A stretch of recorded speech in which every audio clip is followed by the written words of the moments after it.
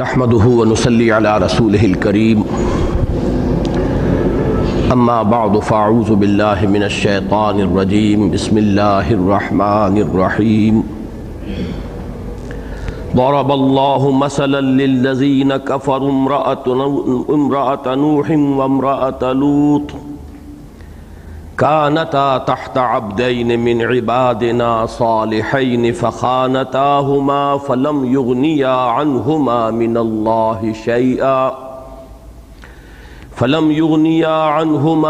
الله شيئا وقيل ادخلا النار مع الداخلين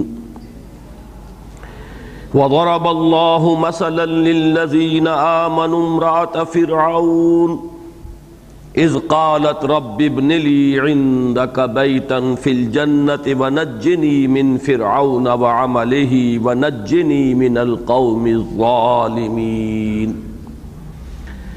ومريم ابنة عمران التي أحصنت فرجها فنفخنا فيه من روحنا وصدقت بكلمات ربها وكتبه وكانت من القانتين صدق اللہ العظیم رب اشرح لي صدری ویسر لي امری واحلل عقدۃ من لسانی یفقہوا قولی اللہم ربنا الہمنا رشدنا واعذنا من شرور انفسنا اللہم ارنا الحق حقا وارزقنا اتباعہ وارنا الباطل باطلا وارزقنا اجتنابہ اللہم ربنا زدنا ایمانا وہدا وعلما نافعا وعملا صالحا ورزقا حلالا طیبا آمین یا رب العالمین۔ تقریباً 3 ہفتے کا وقفہ درمیان میں پڑ گیا ہے۔ پچھلے درس میں آپ کو یاد ہوگا کہ ہم سورہ تحریم کی آیت نمبر 9 تک مطالعہ کر چکے ہیں۔ ابھی سورہ مبارکہ کی یہ آخری 3 آیات ہیں جو ابھی میں نے تلاوت کی ہیں اور آپ نے سماعت فرمائی ہیں۔ ان آیات پر نہ صرف یہ کہ سورہ تحریم کا اختتام ہو رہا ہے بلکہ ان 10 مدنی صورتوں کا بھی اختتام ہو رہا ہے جو سورہ حدید سے سورہ تحریم تک قرآن حکیم میں مدنی صورتوں کے سب سے بڑے گلدستے بلحاظ تعداد سور سب سے بڑے گلدستہ جو ہے انہی پر مشتمل ہے۔ اس مناسبت سے طبیعت میں پھر ایک آمادگی ہے اور رجحان ہے کہ مصحف کی ترتیب کے بارے میں چند باتیں دوبارہ یاد دلا دوں۔ قرآن حکیم کی 114 صورتیں ایک تو 7 حزب میں احزاب میں یا 7 منزلوں میں منقسم ہے۔ وہ ہے بغرض تلاوت، تقریباً مساوی 7 حصے کہ ایک ایک حصہ انسان روزانہ پڑھے تو ہر ہفتے میں وہ قرآن مجید ختم کر سکے۔ لیکن ایک اور ترتیب ہے اور وہ ترتیب ہے مکی اور مدنی صورتوں کے گروپس کی شکل میں، یعنی ہر گروپ کے آغاز میں ایک یا ایک سے زائد مکی صورتیں اور پھر اس کے ساتھ ایک مدنی صورت یا زائد مدنی صورتیں، تو مکیات اور مدنیات پر مشتمل گروپ ہیں اور یہ بھی تعداد میں 7 ہی ہیں۔ ان میں سے ہر گروپ کا اپنا ایک عمود ہے، ایک مرکزی مضمون ہے۔ پھر یہ کہ اس مرکزی مضمون کا ایک رخ ایک پہلو مکی صورتوں میں آتا ہے اور دوسرا رخ دوسرا پہلو اسی گروپ کی مدنی صورتوں میں آتا ہے، اور یہی انتخاب کا سبب معلوم ہوتا ہے۔ ورنہ ایک آسان ترتیب تو یہ ہوتی کہ پہلے تمام مکی صورتیں جمع کر دی جاتی پھر تمام مدنی صورتیں جمع کر دی جاتی۔ اگر وہ ترتیب نزولی کے مطابق ترتیب مصحف ہوتی تو یقیناً ایک ہمیں فائدہ ہوتا، اور وہ یہ کہ قرآن مجید کے تلاوت کے ساتھ ساتھ سیرت النبی کے بھی تمام ادوار ہماری نگاہوں کے سامنے اسی ترتیب سے آتے چلے جاتے۔ لیکن یقیناً کوئی عظیم تر مصلحت ہے جس عظیم تر مصلحت کے تحت ترتیب مصحف اس بنیاد پر نہیں ہے۔ یہ مصحف جو ہمارے پاس ہے یہ وہی ہے جو لوح محفوظ میں ہے، اس کی ترتیب خود محمد رسول اللہ صلی اللہ علیہ وسلم نے کی ہے، بلکہ اصلاً اللہ نے کی ہے، اور یہ توقیفی معاملہ ہے جو حضور کے بتانے سے ہمیں معلوم ہوا۔ تو اس سے اندازہ ہوتا ہے کہ قرآن مجید کا ایک تو جو میں دو اصطلاحات بار بار بیان کر چکا ہوں کہ ایک ہے اس کی تعویل خاص، جن حالات میں یہ صورتیں اور آیتیں نازل ہوئیں ان حالات کے پس منظر میں ان آیات اور صورتوں کو رکھ کر ان پر غور و فکر کیا جائے کہ جب یہ نازل ہوئیں کیا حالات تھے، اور اس وقت جنہوں نے ان آیات کو سنا انہوں نے ان کا کیا مفہوم سمجھا۔ یقیناً وہ with special reference to the context جیسے ہم کہتے ہیں، وہ حالات کے پس منظر کے ساتھ ان کا بڑا گہرا ربط اور تعلق ہے۔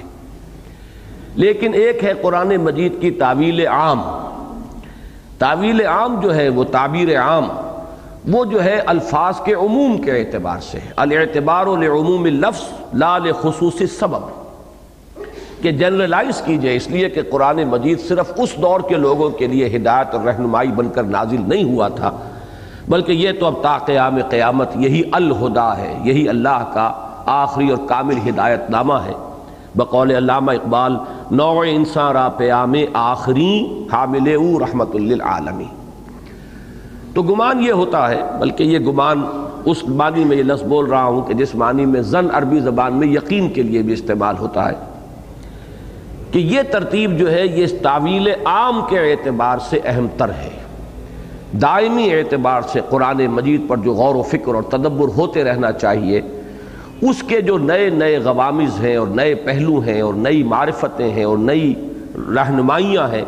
وہ اسی ترتیب پر غور و فکر کرنے سے انشاءاللہ مزید ابھر کر سامنے آئیں گی۔ بہرحال ان میں چونکہ جو 7 گروپ میں نے ابھی آپ کے سامنے جن کا تذکرہ کیا ہے، ان میں سے پہلے گروپ کی جو مکی صورت ہے وہ صرف سورہ فاتحہ ہے،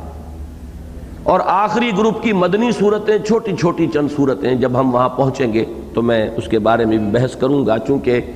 قرآن حکیم کی جو آخری صورتیں ہیں ان کے بارے میں خاصا اختلاف ہے کہ وہ مدنی ہیں یا مکی ہیں، بعض چھوٹی صورتوں کے بارے میں، تو وہ بحث انشاءاللہ جب ہم وہاں پہنچیں گے تبھی ہوگی۔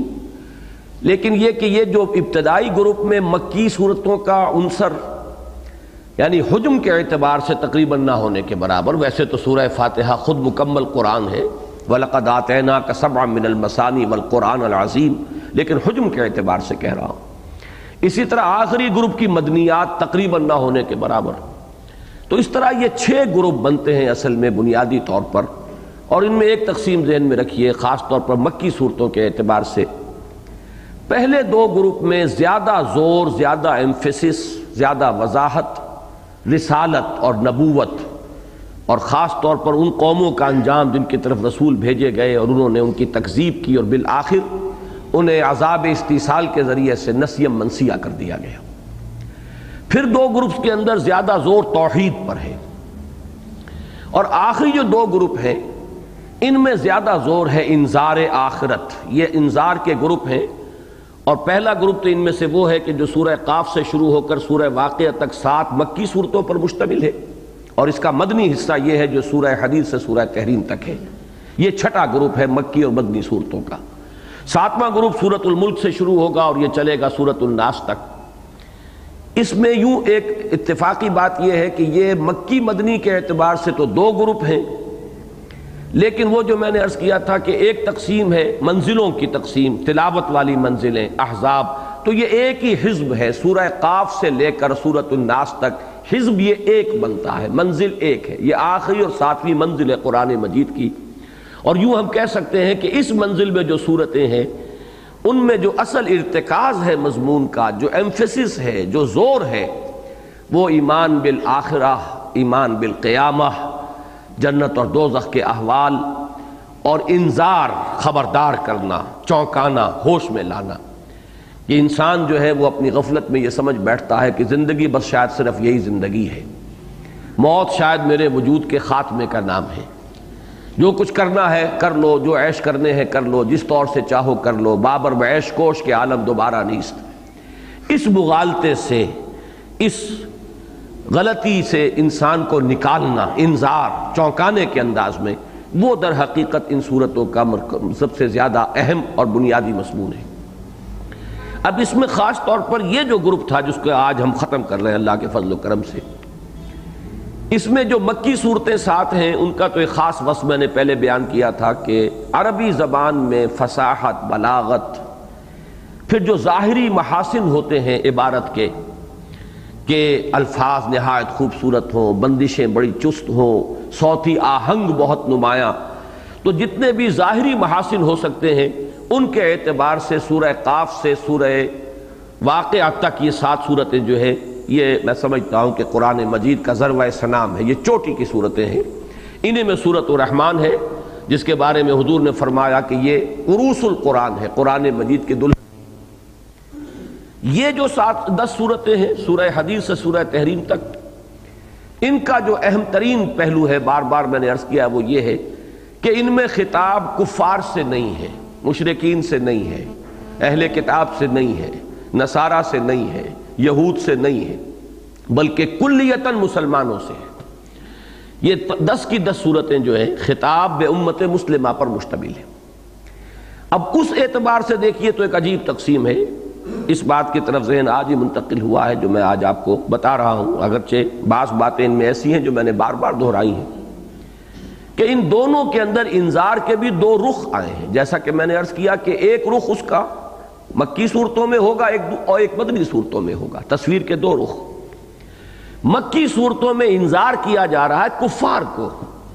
جو اللہ کو نہیں مانتے یا توحید کو قبول نہیں کرتے، شرک میں مبتلا ہیں، آخرت کے منکر ہیں، رسالت کے منکر ہیں۔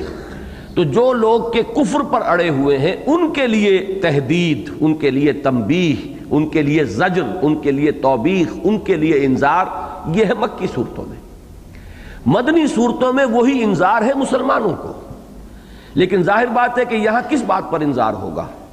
وہ اللہ کے منکر نہیں، آخرت کے منکر نہیں، قیامت کے منکر نہیں، اور کم سے کم نظری طور پر اور زبانی کلامی توحید کے دعوے دار ہیں، ایمان کے دعوے دار ہیں۔ یہاں انذار ہے ایمان کے عملی تقاضوں کو نہ ادا کرنے پر۔ تم نے مان تو لیا لیکن ماننے کے جو تقاضے ہیں وہ پورے نہیں کر رہے، تمہیں کیا ہو گیا ہے؟ یا ایھا الذین آمنوا لما تقولون ما لا تفعلون کبر مقتا عند اللہ ان تقولوا ما لا تفعلون۔ اہل ایمان تمہیں کیا ہو گیا ہے کہ تم جو کہتے ہو وہ کرتے نہیں؟ کیوں کہتے ہو وہ جو کرتے نہیں؟ اللہ تعالیٰ کے غضب کو بھڑکانے والی ہے یہ چیز کہ تم کہو جو کچھ کہ کرتے نہیں۔ اسی طریقے سے وَمَا لَكُمْ لَا تُؤْمِنُونَ بِاللَّهِ، تمہیں کیا ہو گیا ہے؟ ایمان کیوں نہیں پختہ رکھتے؟ وَمَا لَكُمْ أَلَّا تُنْفِقُوا فِي سَبِيلِ اللَّهِ، تمہیں کیا ہو گیا اللہ کی راہ میں خرچ کیوں نہیں کرتے؟ تو جو ایمان کے تقاضے ہیں، ایک یقین ہو، یقین کے ساتھ اللہ کی اطاعت ہو، اور اس سے بھی کہیں زیادہ یہ کہ اللہ کے لیے حمیت پیدا ہو جائے، دین کے لیے غیرت پیدا ہو جائے، انسان میں یہ حمیت و غیرت دینی جو ہے یہ اسے آمادہ کرے کہ دین کو اگر وہ دیکھ رہا ہے کہ وہ پامال ہے، وہ مغلوب ہے، تو اس کی غیرت جو ہے وہ بڑھکے اور وہ اپنے تن من دھن کے ساتھ دین کو غالب کرنے کی جد و جہد کے اندر لگ جائے۔ یہ ہے وہ بات کہ جس سے کوئی پہلوتہی ہو رہی ہے، اگر اس سے کنی کترائی جا رہی ہے، اگر اس سے انسان اپنے آپ کو بچا بچا کر کنارے کنارے اسلام کے کنارے کنارے چل رہا ہے، جیسے کہ سورہ حج میں آیا ہے کہ وَمِنَ النَّاسِ مَن يَعْبُدُ اللَّهَ عَلَى حَرْفٍ، لوگوں میں کچھ ایسے بھی ہیں جو اللہ کی بندگی تو کرتے ہیں، کرنا چاہتے ہیں، لیکن کنارے کنارے منجھدار میں نہیں کودتے۔ فَإِنْ أَصَابَهُ خَيْرٌ اطْمَأَنَّ بِهِ، اگر خیر رہے، خیریت رہے تو مطمئن رہتے ہیں، چلتے رہے نماز روزے میں، کوئی ایسا ان سے کوئی بڑی رکاوٹ نہیں آتی۔ لیکن وَإِنْ أَصَابَتْهُ فِتْنَةٌ انقلب عَلَى وَجْهِهِ خَسِرَ الدُّنْيَا وَالْآخِرَةَ، جہاں آزمائش آئی، جہاں امتحان آیا، جہاں جان اور مال کے خسارے اور نقصان کا کوئی موقع آیا تو وہ اوندھے منہ کے بل گر پڑتے ہیں۔ یہ ہے خسارہ دنیا اور آخرت کا۔ تو اصل میں ایک انذار ہے جو کہ کافر ہیں، منکر ہیں، انکار کر رہے ہیں دین کی بنیادی تعلیمات کا، توحید کا، معاد کا، نبوت کا، رسالت کا، ان کے لیے زجر و ملامت، ان کے لیے انذار، ان کے لیے وہ انداز کہ جس کو حالی نے تعبیر کیا ہے کہ وہ بجلی کا کڑکا تھا یا صوت ہادی عرب کی زمین جس نے ساری ہلا دی۔ یہ تو یوں سمجھیے کہ اس گروپ کی مکی صورتوں میں بتمام و کمال سورہ قاف سے سورہ واقعہ تک بڑی خوبی کے ساتھ بیان ہوا۔ اب وہ لوگ جو مانتے ہیں لیکن مان کر پھر جو تقاضے جو اس کے لوازم ہیں ان کو پورا کرنے کے لیے تیار نہیں، مذبذب ہو کر رہ گئے، کچھ چلنا بھی چاہتے ہیں لیکن یہ کہ قربانی اور ایثار کی روش اختیار کرنے کے لیے آمادہ نہیں، جس کا کہ نقشہ سورہ حدید میں کھینچا گیا۔ کہ وَلَٰكِنَّكُمْ فَتَنْتُمْ أَنفُسَكُمْ وَتَرَبَّصْتُمْ وَارْتَبْتُمْ وَغَرَّتْكُمُ الْأَمَانِيُّ حَتَّىٰ جَاءَ أَمْرُ اللَّهِ وَغَرَّكُمْ بِاللَّهِ الْغَرُورُ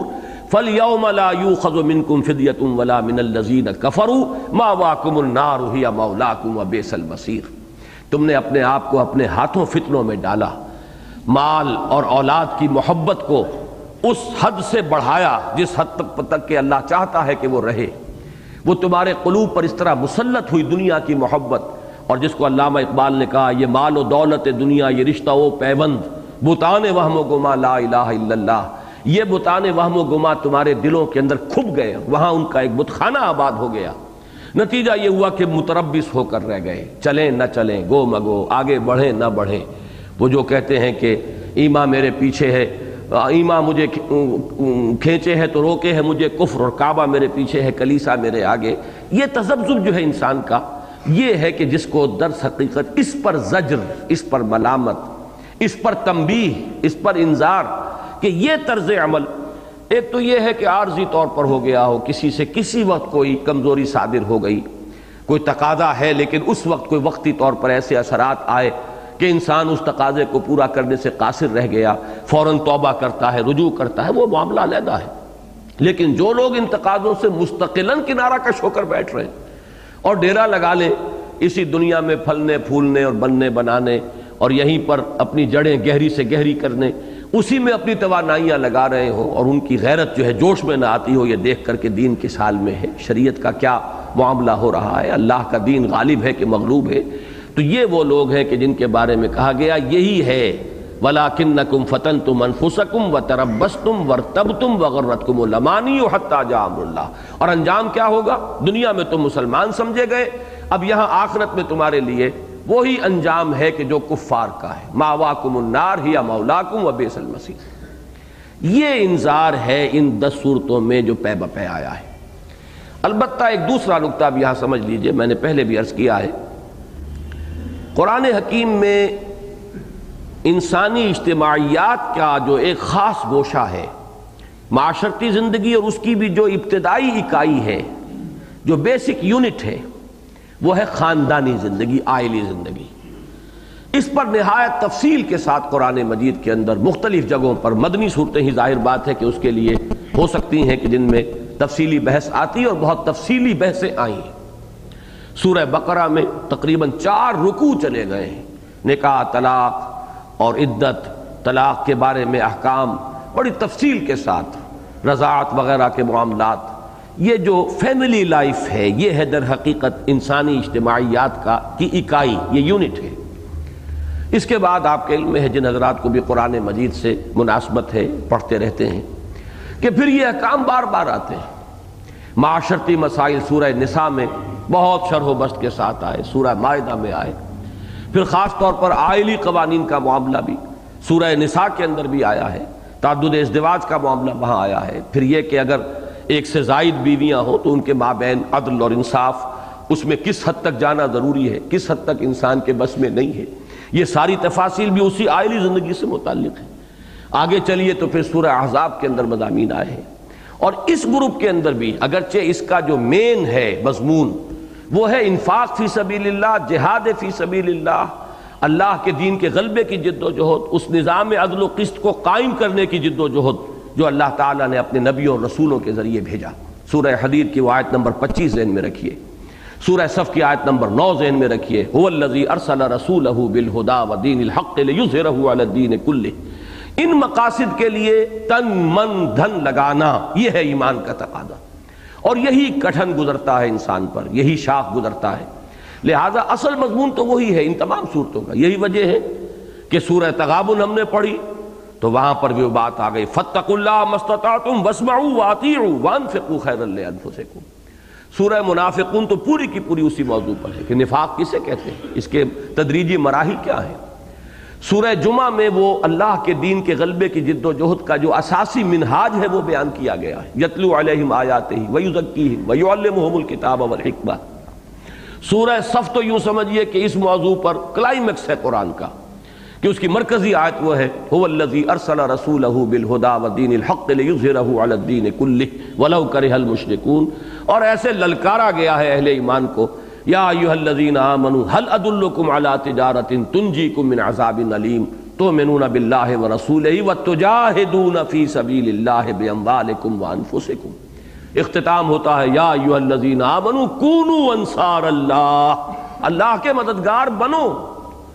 اور ابتدا میں وہ بڑی تنبیہ لما تقولون ما لا تفعلون کبر مقتا عند اللہ ان تقولوا ما لا تفعلون، اور اس کے ساتھ ہی معیار دے دیا گیا اللہ کو کون سے بندے اپنے پسند ہیں۔ ان اللہ یحب الذین یقاتلون فی سبیلہ صفا کانہم بنیان مرصوص۔ اس سے پہلے آئیے تو اسی موضوع پر کہ جو متحارب ہیں اہل کفر،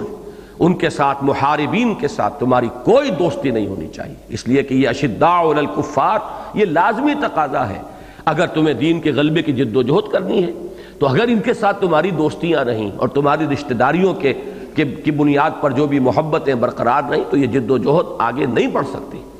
سورہ ممتحنہ کا سب سے بڑا مضمون وہی ہے۔ اس سے پھر پیچھے چلیے تو سورۃ الحشر میں وہ جو ایک تصادم اور کشمکش جو بھی کفر اور اسلام کے مابین ہے اس پر بڑی تفصیلی باتیں آئیں۔ سورہ حدید تو ہے ہی پوری کی پوری اس مضمون پر، انفاق، ایمان لاؤ اور کھپا دو، لگا دو، صرف کر دو۔ آمنوا باللہ ورسولہ وانفقوا مما جعلکم مستخلفین فیہ۔ اب یہ ہے وہ ساری بحث، اور اس میں وہ آیہ مبارکہ جس کو میں نے پہلے بھی ابھی ریفر کیا ہے کہ ہم نے تو بھیجا اس لیے اپنے رسولوں کو، معجزے دے کر بھیجا، کتابیں نازل کی، میزان نازل کی، کس لیے؟ لیقوم الناس بالقسط،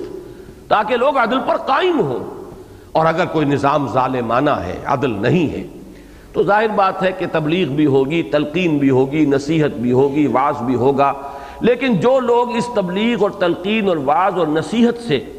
اثر پذیر ہو کر جو کھنچ آئیں گے اس دعوت حق کی طرف، پھر انہیں منظم کیا جائے گا، پھر ان کو ایک جمعیت کی شکل دی جائے گی، پھر ان کو ایک طاقت بنایا جائے گا، اور یہ طاقت پھر ٹکر مول لے گی اس نظام باطل کے ساتھ، اس ظالمانہ اور استحصالی نظام کے ساتھ۔ ہم نے اسی لیے لوہا اتارا ہے، وَأَنزَلْنَا الْحَدِيدَ فِيهِ بَأْسٌ شَدِيدٌ وَمَنَافِعُ لِلنَّاسِ۔ یہ میں نے ایک مرتبہ پھر ایک برڈز آئی ویو آپ کو ان 10 صورتوں کا دیا ہے کہ اصل میں ان 10 صورتوں کا مین مضمون جو ہے اس کا ایکسس وہ یہ ہے، اللہ کے دین کے غلبے اور اللہ کے عطا کردہ نظام عدل و قسط، سوشل جسٹس کا جو نظام اللہ نے دیا ہے اس کو بالفعل قائم کرنے کی جد و جہد میں جان، مال، تن، من، دھن کھپانا، یہ دین کا وہ تقاضا ہے ایمان کا کہ جس سے پہلو تو ہی کرو گے تو جان لو کہ پھر وہ آخری منزل وہ نفاق ہے، اور اس کا اخروی انجام وہی ہے جو کفار کا ہے۔ یہ تو ہے مرکزی مضمون۔ البتہ وہ عائلی معاملات ہم دیکھتے ہیں ان صورتوں میں بھی، اور کوئی پہلو یہاں زیر بحث نہیں آئے، اجتماعی زندگی کے، کوئی سیاسی زندگی کا بھی کہیں کوئی اصول آ گیا ہو، معاشی زندگی کا بھی ایک ہدف آ گیا ہے کہ لا یکون دولۃ بین الاغنیاء منکم سورہ حشر میں، لیکن عائلی زندگی سے متعلق آپ نے دیکھا سورہ مجادلہ کے شروع میں ایک بحث ہے، اس کے بعد سورہ ممتحنہ کا آخری حصہ تقریباً طویل ترین آیات ان میں شامل ہیں، وہ سب خواتین کے مسئلوں سے متعلق ہیں، اور اس کے بعد یہ 2 صورتیں جو آج ہم ختم کر رہے ہیں، سورۃ الطلاق اور سورۃ التحریم، یہ تو کلیتاً عائلی زندگی سے متعلق ہے۔ ان میں جو یہ جوڑا بنا ہے تو یہ پہلے بھی عرض کر چکا ہوں، اس وقت پھر ذہن میں تازہ کر لیں کہ اس میں عائلی زندگی کے 2 رخ ہیں جو سامنے آئے۔ گھریلو زندگی میں یا تو شوہر اور بیوی کے مابین عدم موافقت ہو گئی اور وہ اتنی شدید ہو گئی کہ اب علیحدگی کے سوا کوئی چارہ نہیں رہا، سیپریشن ہو رہی، اس کا نام طلاق ہے۔ اللہ کو یہ پسند نہیں ہے لیکن حلال ہے، ابغض الحلال عند اللہ الطلاق۔ یہ ایک انتہا ہے کہ نہیں موافقت ہو رہی گھریلو زندگی میں، بہرحال مزاج کی موافقت جو ہے بنیادی شے ہے، اگر باہمی اعتماد نہیں ہے، باہمی موافقت نہیں ہے تو یہ گھر کی زندگی عذاب بن جاتی ہے، اور اگر یہ دونوں چیزیں جو میں عرض کر رہا ہوں مزاج کی موافقت بھی ہو جائے اور باہمی اعتماد بھی ہو، یہ پھر گھریلو زندگی جو ہے یہ واقعتاً انسان کے لیے، جیسا کہ حضور نے فرمایا، سب سے بڑی دولت اس دنیا میں جو انسان کو مل سکتی ہے وہ یہی ہے کہ اس طرح کی ازدواجی زندگی اسے میسر آ جائے۔ تو اس کی ایک انتہا وہ ہے کہ عدم موافقت اس حد تک کہ طلاق تک نوبت آ جائے، اس پر تفصیلی بحث ہے سورہ طلاق میں۔ اس کا دوسرا رخ کیا ہے کہ اتنی آپس کے اندر محبت ہو جائے، اتنی دلجوئی ایک دوسرے کی، اتنا لحاظ اور پاس جذبات کا کہ اس میں بھی پھر شریعت جو ہے کچھ پس پشت پڑنے لگے، حلال کو حرام یا حرام کو حلال کرنے لگے انسان، تو ظاہر بات ہے کہ یہاں چونکہ معاملہ حضور صلی اللہ علیہ وسلم کا تھا تو حرام کو حلال کرنے کا تو کوئی سوال نہیں، لیکن ایک حلال چیز کو آپ نے قسم کھالی استعمال نہ کرنے کی، گویا کہ یوں کہا جا سکتا کہ اپنے اوپر حرام کر لیا، اپنی بیویوں کے جذبات کا پاس کرتے ہوئے، یہ وہ شے ہے کہ جس پر گرفت سے یہاں بات شروع کی گئی۔ اور اس میں ہمارے سامنے ایک رول آیا ہے کہ خاندان کا سربراہ مرد ہے۔ پہلی بات یہ، میں اس کے بارے میں اور بھی چند باتیں عرض کروں گا بعد میں، خاندان کا سربراہ مرد ہے۔ نمبر دو، خاندان کے سربراہ کی ذمہ داری صرف اپنے اہل و عیال کے نان نفقے کی نہیں ہے، بلکہ وہ ذمہ دار اس کا بھی ہے کہ اللہ نے اپنے جو بندے اس کے چارج میں دیے ہیں ان کی وہ عاقبت سنوارنے کی کوشش کرے، ان کو جہنم کی آگ سے بچانے کے لیے جتنی جد و جہد وہ کر سکتا ہو اس میں وہ کوئی کمی نہ آنے دے، ان کی تربیت،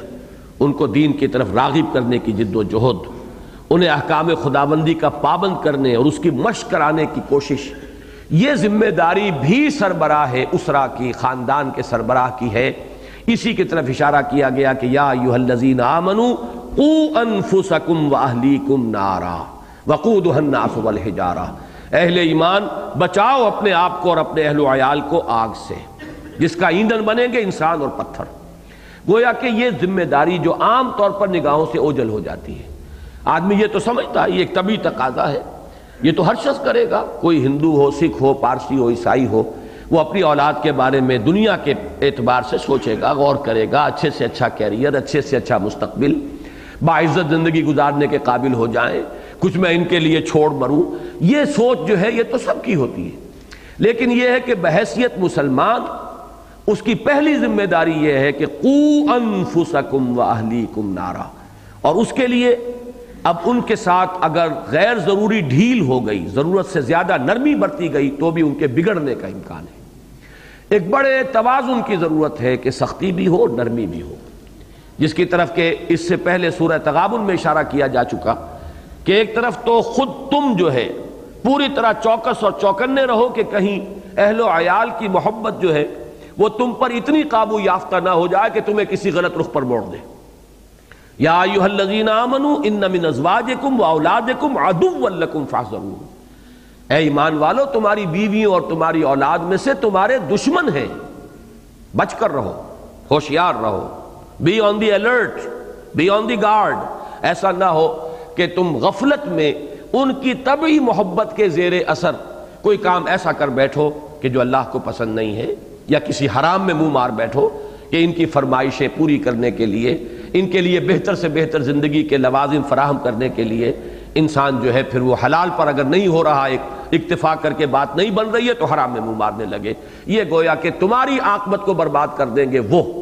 ان کی یہ محبت پھر تمہارے لیے محبت نہیں بلکہ یہ تمہارے لیے عداوت بن جائے۔ یا ایھا الذین آمنوا ان من ازواجکم واولادکم عدوا لکم فاحذروہ، البتہ بیلنس کرو اسے، ایسا نہ ہو کہ گھر کی زندگی جو ہے وہ میدان جنگ کا نقشہ پیش کرنے لگے، وہاں پر یہ بھی ہو کہ ان کی خطاؤں سے درگزر بھی کیا کرو، خود اپنے آپ کو محفوظ رکھو۔ اس آیت میں اصل ایمفیسس یہ ہے کہ ہوشیار اور چوکس اور چوکنے رہو کہ ان کی محبت تمہیں نقصان نہ پہنچا دے، باقی ان کے ساتھ نرمی بھی برتو، ان کے ساتھ جو ہے عفو درگزر سے بھی کام لو۔ وَإِن تَعْفُوا وَتَصْفَحُوا وَتَغْفِرُوا فَإِنَّ اللَّهَ غَفُورٌ رَحِيمٌ۔ لیکن یہ نرمی بھی اگر حد سے تجاوز کر جائے، اب یہی بیلنس کی بات ہے، میں نے بارہ عرض کیا ہے کہ یہ جس کو ہم کہتے ہیں روایتی انداز میں کہ پل صراط ایسی جگہ ہے جو تار وہ تلوار کی دھار سے زیادہ تیز اور بال سے زیادہ باریک ہے، تو واقعہ یہ ہے کہ خود اس زندگی کے اندر اکثر معاملات میں ہمیں سابقہ پیش آتا ہے پل صراط سے۔ توازن والا راستہ، اعتدال والا راستہ بہت باریک ہوتا ہے، ذرا ادھر ہو جائے افراط ہو جائے گی، ذرا ادھر ہو جائے تفریط ہو جائے گی، ادھر عدم توازن ہو گیا اس کی خرابی پیدا ہو جائے گی، ادھر عدم توازن ہو گیا اس کی خرابی پیدا ہو جائے گی۔ یہ بیلنس اور توازن ہی در حقیقت مشکل ترین کام ہے، لہذا اس آئلی زندگی میں بھی یا تو سختی ہو رہی ہے بے پناہ، اس سختی کا نتیجہ پھر بغاوت کی شکل میں نکلتا ہے، اولاد میں ڈھٹائی پیدا ہو جاتی ہے، ان کے اندر ضد اور ہٹ کا عنصر پیدا ہو جاتا ہے، اور بہت سے گھرانوں میں خاص طور پر دینی گھرانوں میں جہاں اس معاملے کے اندر بہت ہی زیادہ گرفت اور رد و قدا ہے، یہ دیکھنے میں آتا کہ اولاد کے اندر ایک طرح کی بغاوت پیدا ہو جاتی. لیکن دوسری طرف اگر ضرورت سے زیادہ نرمی ہو رہی ہے تب بھی معاملہ جو ہے اب اس لاڈ پیار کے اندر بھی بگاڑ کا اندیشہ موجود ہے. تو ایک توازن کی ضرورت ہے. اسی توازن کو سورہ تغابن کی اس آیت اور سورہ تحریم کی اس آیت کے حوالے سے یہاں لے آئے. وہاں فرمایا یہ تمہارے دشمن ہے، بچ کر رہو. یہاں فرمایا تمہاری ذمہ داری ہے کہ تم انہیں اللہ کے دین کی طرف بلاؤ، لے کر چلو، انہیں فرما بردار بنا کر اٹھاؤ، انہیں اس راستے پر چلانے کی کوشش کرو، ان کی اس انداز میں تربیت کرو کہ وہ جہنم کے شعلوں سے اور جہنم کی آگ سے بچ سکیں. یہ ہے در حقیقت ان دو صورتوں کے مابین توازن. اور خواتین کے معاملے میں اب جو مسئلہ ان 3 آیات میں آیا ہے، جو پہلی ایک آیت ہم نے آخری جو پڑھی تھی پچھلے درس میں اس کی طرف صرف اور اشارہ کر کے اب میں خاص آج کے آیات کے مضمون کی طرف آ رہا ہوں. یا ایھا النبی جاہد الکفار والمنافقین واغلظ علیہم. اے نبی آپ جہاد کیجئے کفار سے بھی، منافقین سے بھی، اور ان پر سختی کیجئے. یعنی آپ کی طبیعت کے اندر جو نرمی ہے، آپ کی طبیعت میں جو رافت ہے، آپ کی طبیعت میں جو رحمت اور شفقت کوٹ کوٹ کر بھری ہوئی ہے، اس سے بھی کچھ نقصان پہنچ سکتا ہے کہ آپ کفار کے حق میں بھی نرمی اگر برتیں گے، منافقین کے ساتھ بھی نرم سلوک کریں گے، تو ان اشرار کی، ان شریروں کی، ان مجرموں کی حوصلہ افزائی ہوگی. ان کے لیے آپ کے اندر غلظت ہونی چاہیے، ان کے لیے آپ کے اندر سختی ہونی چاہیے. یہ آپ کی اس ذاتی شرافت اور مروت سے ناجائز فائدے نہ اٹھائیں. یہ در حقیقت اسی مضمون کی مناسبت کے اعتبار سے کہ جیسے گھریلو زندگی میں ضرورت سے زیادہ نرمی، ضرورت سے زیادہ لاڈ پیار اولاد کو، اہل و عیال کو بگاڑنے کا سبب بن سکتا ہے، اسی طرح تحریکی زندگی کے اندر وہ جد و جہد جو ہو رہی تھی اقامت دین کی، اس لیے کہ نفاق کا مضمون تو اسی سے متعلق ہے، اس میں بھی اے نبی تقاضا ہے اس بات کا کہ کہیں سختی بھی کرنی پڑتی ہے. تو وہاں ایسا نہیں ہونا چاہیے کہ آپ کے اندر جو طبعاً انتہائی رحمت اور شفقت اور رافت اور مودت کا جذبہ جو ہے غالب ہے، وہ وہاں رکاوٹ بنے، بلکہ یہ کہ وہاں آپ کو سختی کرنی ہوگی. جیسے سورہ نور میں آیا ہے جہاں وہ زنا کی سزا بیان کی گئی ہے، انہیں فرمایا گیا ہے کہ چاہیے کہ کچھ اہل ایمان جو ہے دیکھیں کھڑے ہو کر کہ یہ کوڑے لگ رہے ہیں، یا یہ ہے کہ اگر دوسری وہ جو رجم کی سزا دی جا رہی ہے علل اعلان ہو، اور یہ کہ تمہارے اندر اللہ کے اس دین، اللہ کی شریعت، اللہ کے حدود اور تعزیرات کی تنفیذ کے ضمن میں کہیں نرمی نہیں آنی چاہیے. وَلَا تَأْخُذْكُمْ بِهِمَا رَأْفَةٌ فِي دِينِ اللَّهِ. کوئی رافت، کوئی نرمی تمہارے دل کے اندر اس وقت پیدا نہیں ہونی چاہیے، اس لیے کہ یہ اللہ کا حکم ہے. تم خود نہیں انہیں کوڑے مار رہے، یہ در حقیقت اللہ کا حکم ہے جس کی تنفیذ کر رہے ہیں. تو یہی بات یہاں بھی کہ اے نبی آپ کے اندر سختی ہونی چاہیے. آپ اللہ تعالیٰ کے ان دشمنوں کے ساتھ معاملہ جو ہے وہ اپنی طبعی نرمی کی بنیاد پر نہ کریں، بلکہ یہاں جس سختی کی ضرورت ہے اتنی سختی اپنی طبیعت پر جبر کر کے بھی اپنے اندر وہ سختی پیدا کریں. اب اس کے بعد جو مسئلہ آ رہا ہے وہ خواتین کا وہ مسئلہ کہ جس کی شاید اس وقت اتنی اہمیت نہیں تھی جب قرآن نازل ہوا. یہ 3 آیات میں جو بنیادی مضمون آ رہا ہے اسے سمجھ لیجئے. وہ یہ ہے کہ عورتیں اپنے دینی تشخص، اپنے اخلاقی تشخص، اپنے روحانی تشخص کے اعتبار سے مردوں کے تابع نہیں ہیں. انہیں ایک مکمل تشخص حاصل ہے، وہ مکمل انسان ہے. ان کا عورت ہونا تمدن کی گاڑی کو چلانے کے لیے اللہ نے یہ 2 پہیے بنائے ہیں، وہ اپنی جگہ پر ہے. اس اعتبار سے اللہ نے ان کی جسمانی اور نفسیاتی ساخت ایک خاص طرز کی بنائی ہے، وہ اپنی جگہ پر ایک ضرورت ہے تمدن کی. لیکن انسان ہونے کے ناطے نمبر 1 یہ کہ وہ شرف انسانیت میں برابر کی شریک ہیں، اس لیے کہ اس میں کوئی پہلو کمی کا ہو ہی نہیں سکتا. ایک ہی باپ کے صلب سے بیٹے بھی ہیں، بیٹیاں بھی ہیں. ایک ہی ماں کے بطن سے ولادت ہو رہی ہے، بیٹے کی بھی اور بیٹی کی بھی. تو ان میں اونچ نیچ کہاں سے آ جائے گی؟ نمبر 1 تو یہ بات ہے کہ اس دور میں خاص طور پر جبکہ ایک عالمی تحریک چلی ہوئی ہے، اور وہ تحریک یہ ہے کہ مساوات مرد و زن، کلیتاً مرد اور عورت برابر ہے. یہ تحریک ہے پوری دنیا میں، ہمارے ہاں بھی اس کے اثرات ہیں،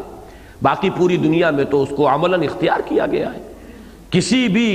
ڈسکریمنیشن کو اگر سیکس کی بنیاد پر امریکن سوسائٹی میں ثابت کر دیا جائے تو یہ قابل دست اندازی پولیس سے کاگنیزیبل آفینس ہوگا. اگر کوئی عورت جا کر یہ کہے کہ مجھے فلاں جاب تھا اور میں اس کے لیے فلی کوالیفائڈ ہوں، لیکن مجھے اس لیے ریجیکٹ کیا گیا کہ میں عورت ہوں، تو مقدمہ بن جائے گا۔ وہاں قانون ہے کہ کوئی ڈسکریمنیشن نہیں ہو سکتی، نہ رنگ کی بنیاد پر، نہ مذہب کی بنیاد پر، اور نہ ہی سیکس کی بنیاد پر۔ پھر یہ کہ یہ لے جس حد تک بڑھی ہے کہ بالکل برابری اور ہر اعتبار سے جو ہے تمدن کی اس پورے نظام کے اندر جب وہ اختیار کیا گیا تو اس سے جو فساد پیدا ہوا ہے وہ اپنی جگہ ہے، لیکن اس افراط کے مقابلے میں اس تفریط کو بھی اگر رکھا جائے کہ اگر یہ سمجھ لیا جائے کہ عورت کا کوئی تشخص ہے ہی نہیں، عورت تو ایسے ہی ملکیت ہے جیسے بھیڑ بکری کسی کی ملکیت ہے، ایسے ہی بیوی بھی ملکیت ہے، عورتوں کا کوئی اپنا اختیار نہیں، عورتوں کا کوئی قانونی تشخص نہیں، عورتوں کے کوئی قانونی حقوق نہیں، بالفعل جو ہوتے ہوتے ہمارے معاشرے میں عورت کا مقام آ گیا بدقسمتی سے۔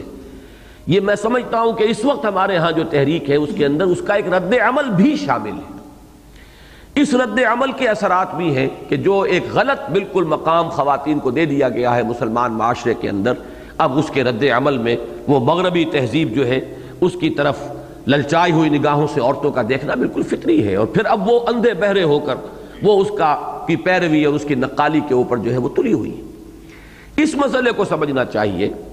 کہ یقیناً انتظامی اعتبار سے اور قانونی پہلوؤں سے ہمارے تمدنی اور معاشرتی اور آئلی نظام میں عورت کو ثانوی حیثیت دی گئی ہے، اس میں کوئی شک نہیں۔ آج یہ جو آیت ہم پڑھ رہے ہیں اس میں کانتا تحت عبدین من عبادنا صالحین، وہ دونوں حضرت لوط اور حضرت نوح کی بیویاں ماتحت تھیں اب ہمارے دو نہایت نیک بندوں کے۔ یہ گویا کہ ایک ماتحت ہونے کا تصور،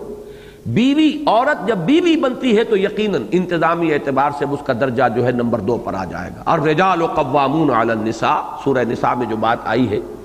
مرد عورتوں پر حکمران ہیں، بما فضل اللہ بعضهم علی بعض وبما انفقوا فالصالحات قانتات حافظات للغیب بما حفظ اللہ۔ نیک بیویاں تو وہ ہیں، نیک خواتین وہ ہیں، صالح خواتین وہ ہیں جو اپنے شوہروں کی فرما بردار ہیں اور ان کے رازوں کی حفاظت کرتی ہیں۔ یہ دو الفاظ اچھی طریقے پر نوٹ کر لیجئے تو قرآن مجید یقیناً آئلی زندگی میں عورت کو ثانوی حیثیت دیتا ہے۔ بعض دوسرے پہلوؤں سے بھی، چونکہ اللہ جانتا ہے، الا یعلم من خلق، اللہ نے بنایا ہے مرد کو، اللہ نے بنایا ہے عورت کو، کس میں کیا چیز زیادہ رکھی ہے، کس میں کیا چیز کم رکھی ہے، اس کے اپنے فرائض کے اعتبار سے۔ مثلا یہ کہ شوق کو برداشت کرنا اور درد کو برداشت کرنا اور جھیلنا یہ عورت میں زیادہ رکھا ہے، اس لیے کہ آپ کو معلوم ہے کہ ولادت کا جو جس مرحلے سے عورت گزرتی ہے، جس قدر شدید درد اسے برداشت کرنا ہوتا ہے، اللہ تعالیٰ نے اس کے لیے مادہ رکھا، تھریش ہولڈ اس کا زیادہ ہے، لیکن جسمانی قوت انرجی یہ مرد میں زیادہ رکھی ہے۔ استثناءات ہو سکتی ہیں، لیکن جو بات ہم کریں گے وہ تو حکم الاکثر حکم الکل کے تحت ہوگا کہ جو اکثریت کی جو بات ہے وہی کل کی بات شمار ہوگی۔ تو ظاہر بات ہے کہ ایک پہلو سے وہاں کچھ رکھا ہے، ایک پہلو سے یہاں رکھا ہے۔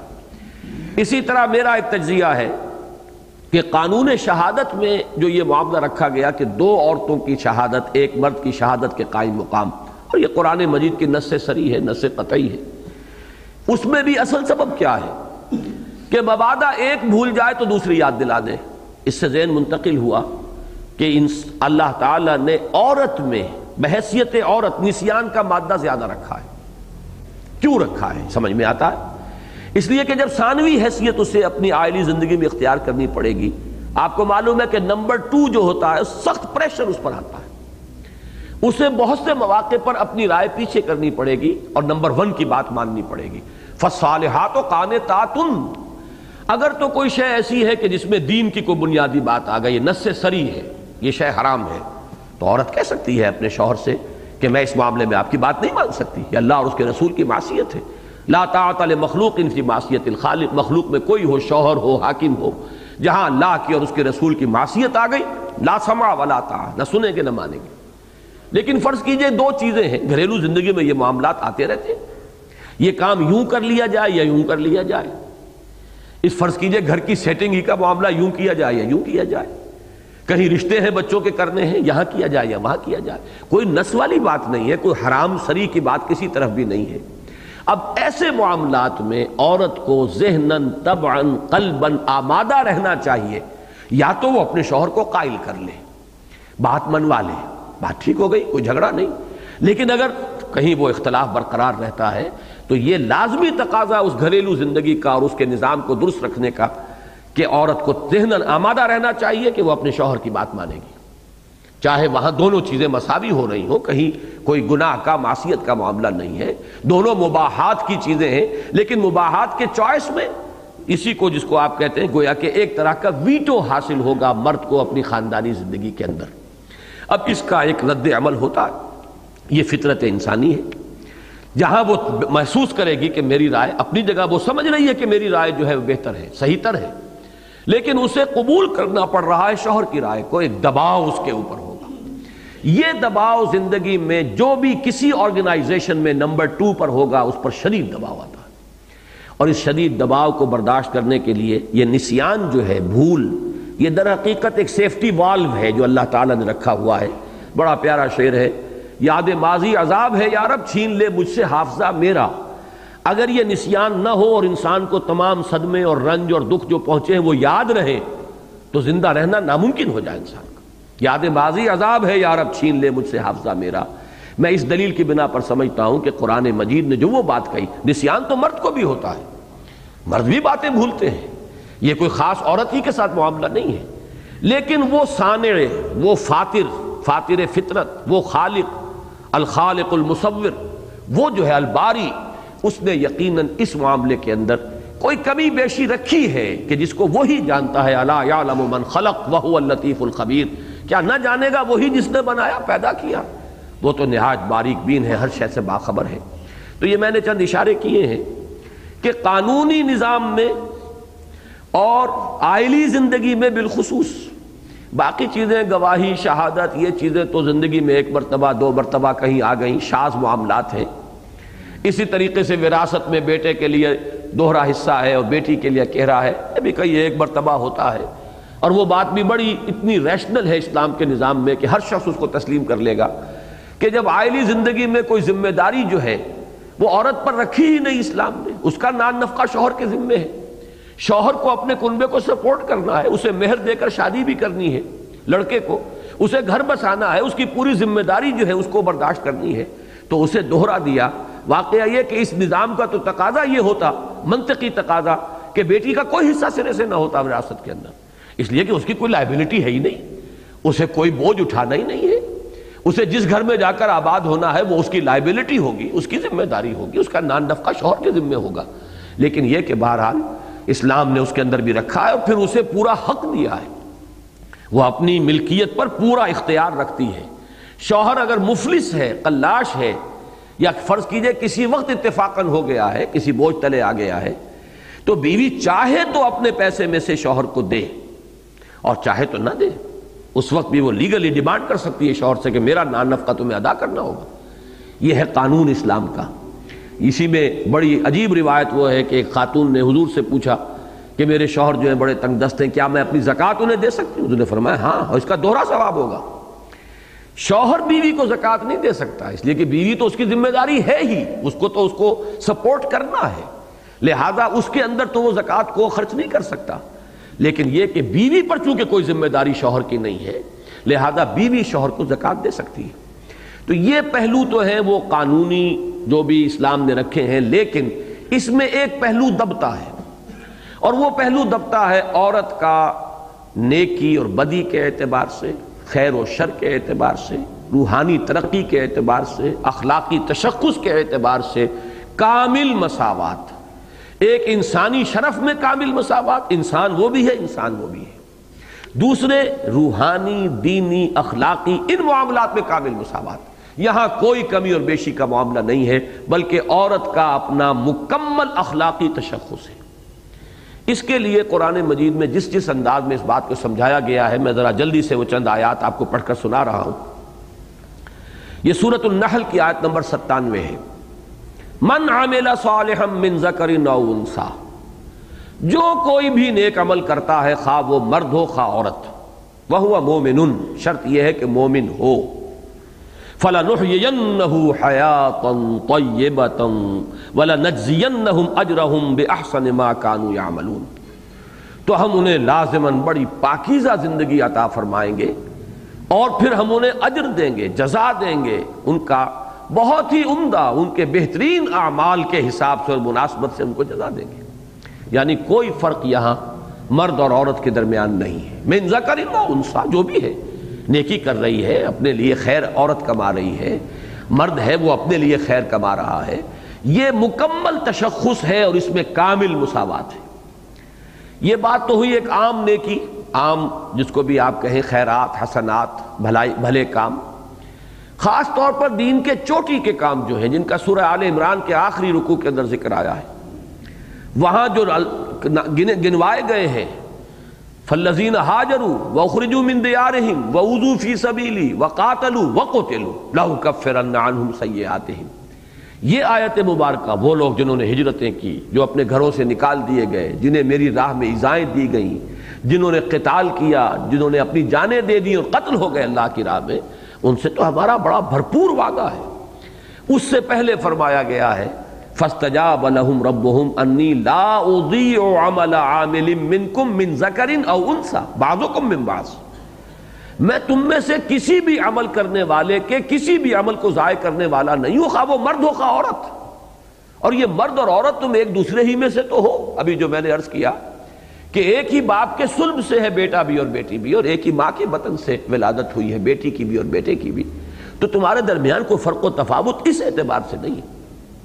نہ شرف انسانیت میں کوئی فرق اور نہ اس اخلاقی اور روحانی تشخص کے اعتبار سے کوئی فرق۔ یہاں no mysteries here no special boon for the high and not for the low. یہ ایک نظم پڑھی تھی کہیں، charities that soothe and heal and bless. یہ 10ویں جماعت کا ہمارا جو انگریزی کا کورس تھا، یہ نیکیاں بھلائیاں جو ہیں جن سے انسان کو سکون حاصل ہوتا ہے، charities that soothe and heal and bless are scattered over the feet of man like flowers. یہ تو انسانوں کے قدموں میں بچھے ہوئے پھول ہیں، جو چاہے ان سے اپنا دامن بھر لے۔ بقول جگر پھول کھلے ہیں گلشن گلشن، لیکن اپنا اپنا دامن، وہ دامن عورت کا ہو وہ دامن مرد کا ہو، نیکیوں کے پھول کھلے ہوئے ہیں۔ تو وہاں پھر وہ الفاظ آئے، no mysteries here no special boon for the high and not for the low, the smoke ascends as high from the hearth of a humble cottage as from that of a haughty palace. بڑا محل ہے، اس کے بھی باورچی خانے سے مطبخ سے دھواں اٹھتا ہے، اور کوئی کٹیا ہے کسی غریب کی، اس کی بھی جو بھی جھونپڑی کے اندر جو بھی اس کا چولہا جل رہا ہے، اس میں سے بھی دھواں تو برابر اٹھتا ہے اوپر کی طرف، چاہے وہ غریب کے محل کے سے اٹھ رہا ہو اور چاہے وہ کسی غریب کے کسی امیر کے محل سے یا غریب کے کٹیا سے، کوئی فرق واقع نہیں ہو۔ وہی بات یہاں ہے کہ بعضکم من بعض فالذین ہاجروا واخرجوا من دیارہم واوذوا فی سبیلی وقاتلوا وقتلوا لأکفرن عنہم سیئاتہم۔ اسی طریقے سے سورہ احزاب کی آیت مبارکہ بڑی طویل ہے، اس میں بھی اس طرح ان دونوں چیزوں کو پیرلل لے کر چلے ہیں کہ کوئی بھی اگر شائبہ ہے ذہن میں کسی فرق و تفاوت کا تو وہ نکلتا چلا جائے۔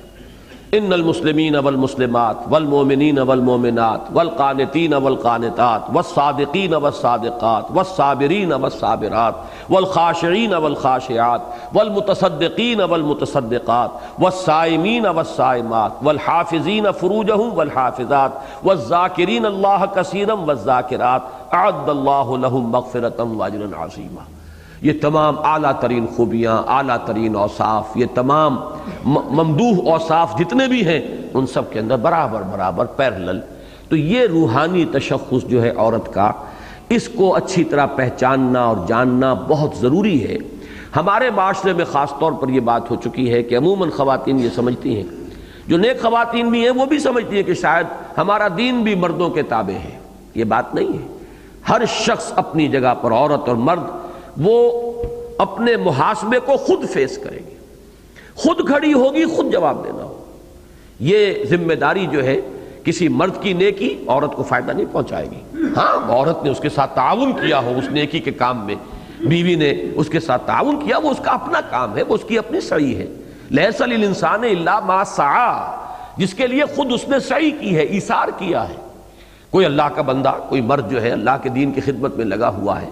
اور اس کی بیوی جو ہے وہ اس پر جو اپنے تقاضے ہیں، حقوق ہیں، ان میں کمی کرتی ہے، ڈیمانڈ نہیں کرتی اتنا کہ جتنا عام حالات میں کیا جا سکتا ہے، وقت ہی ساتھ بسر کرنے کا معاملہ ہے۔ ایک شخص لگا ہوا دین کے کام کے اندر،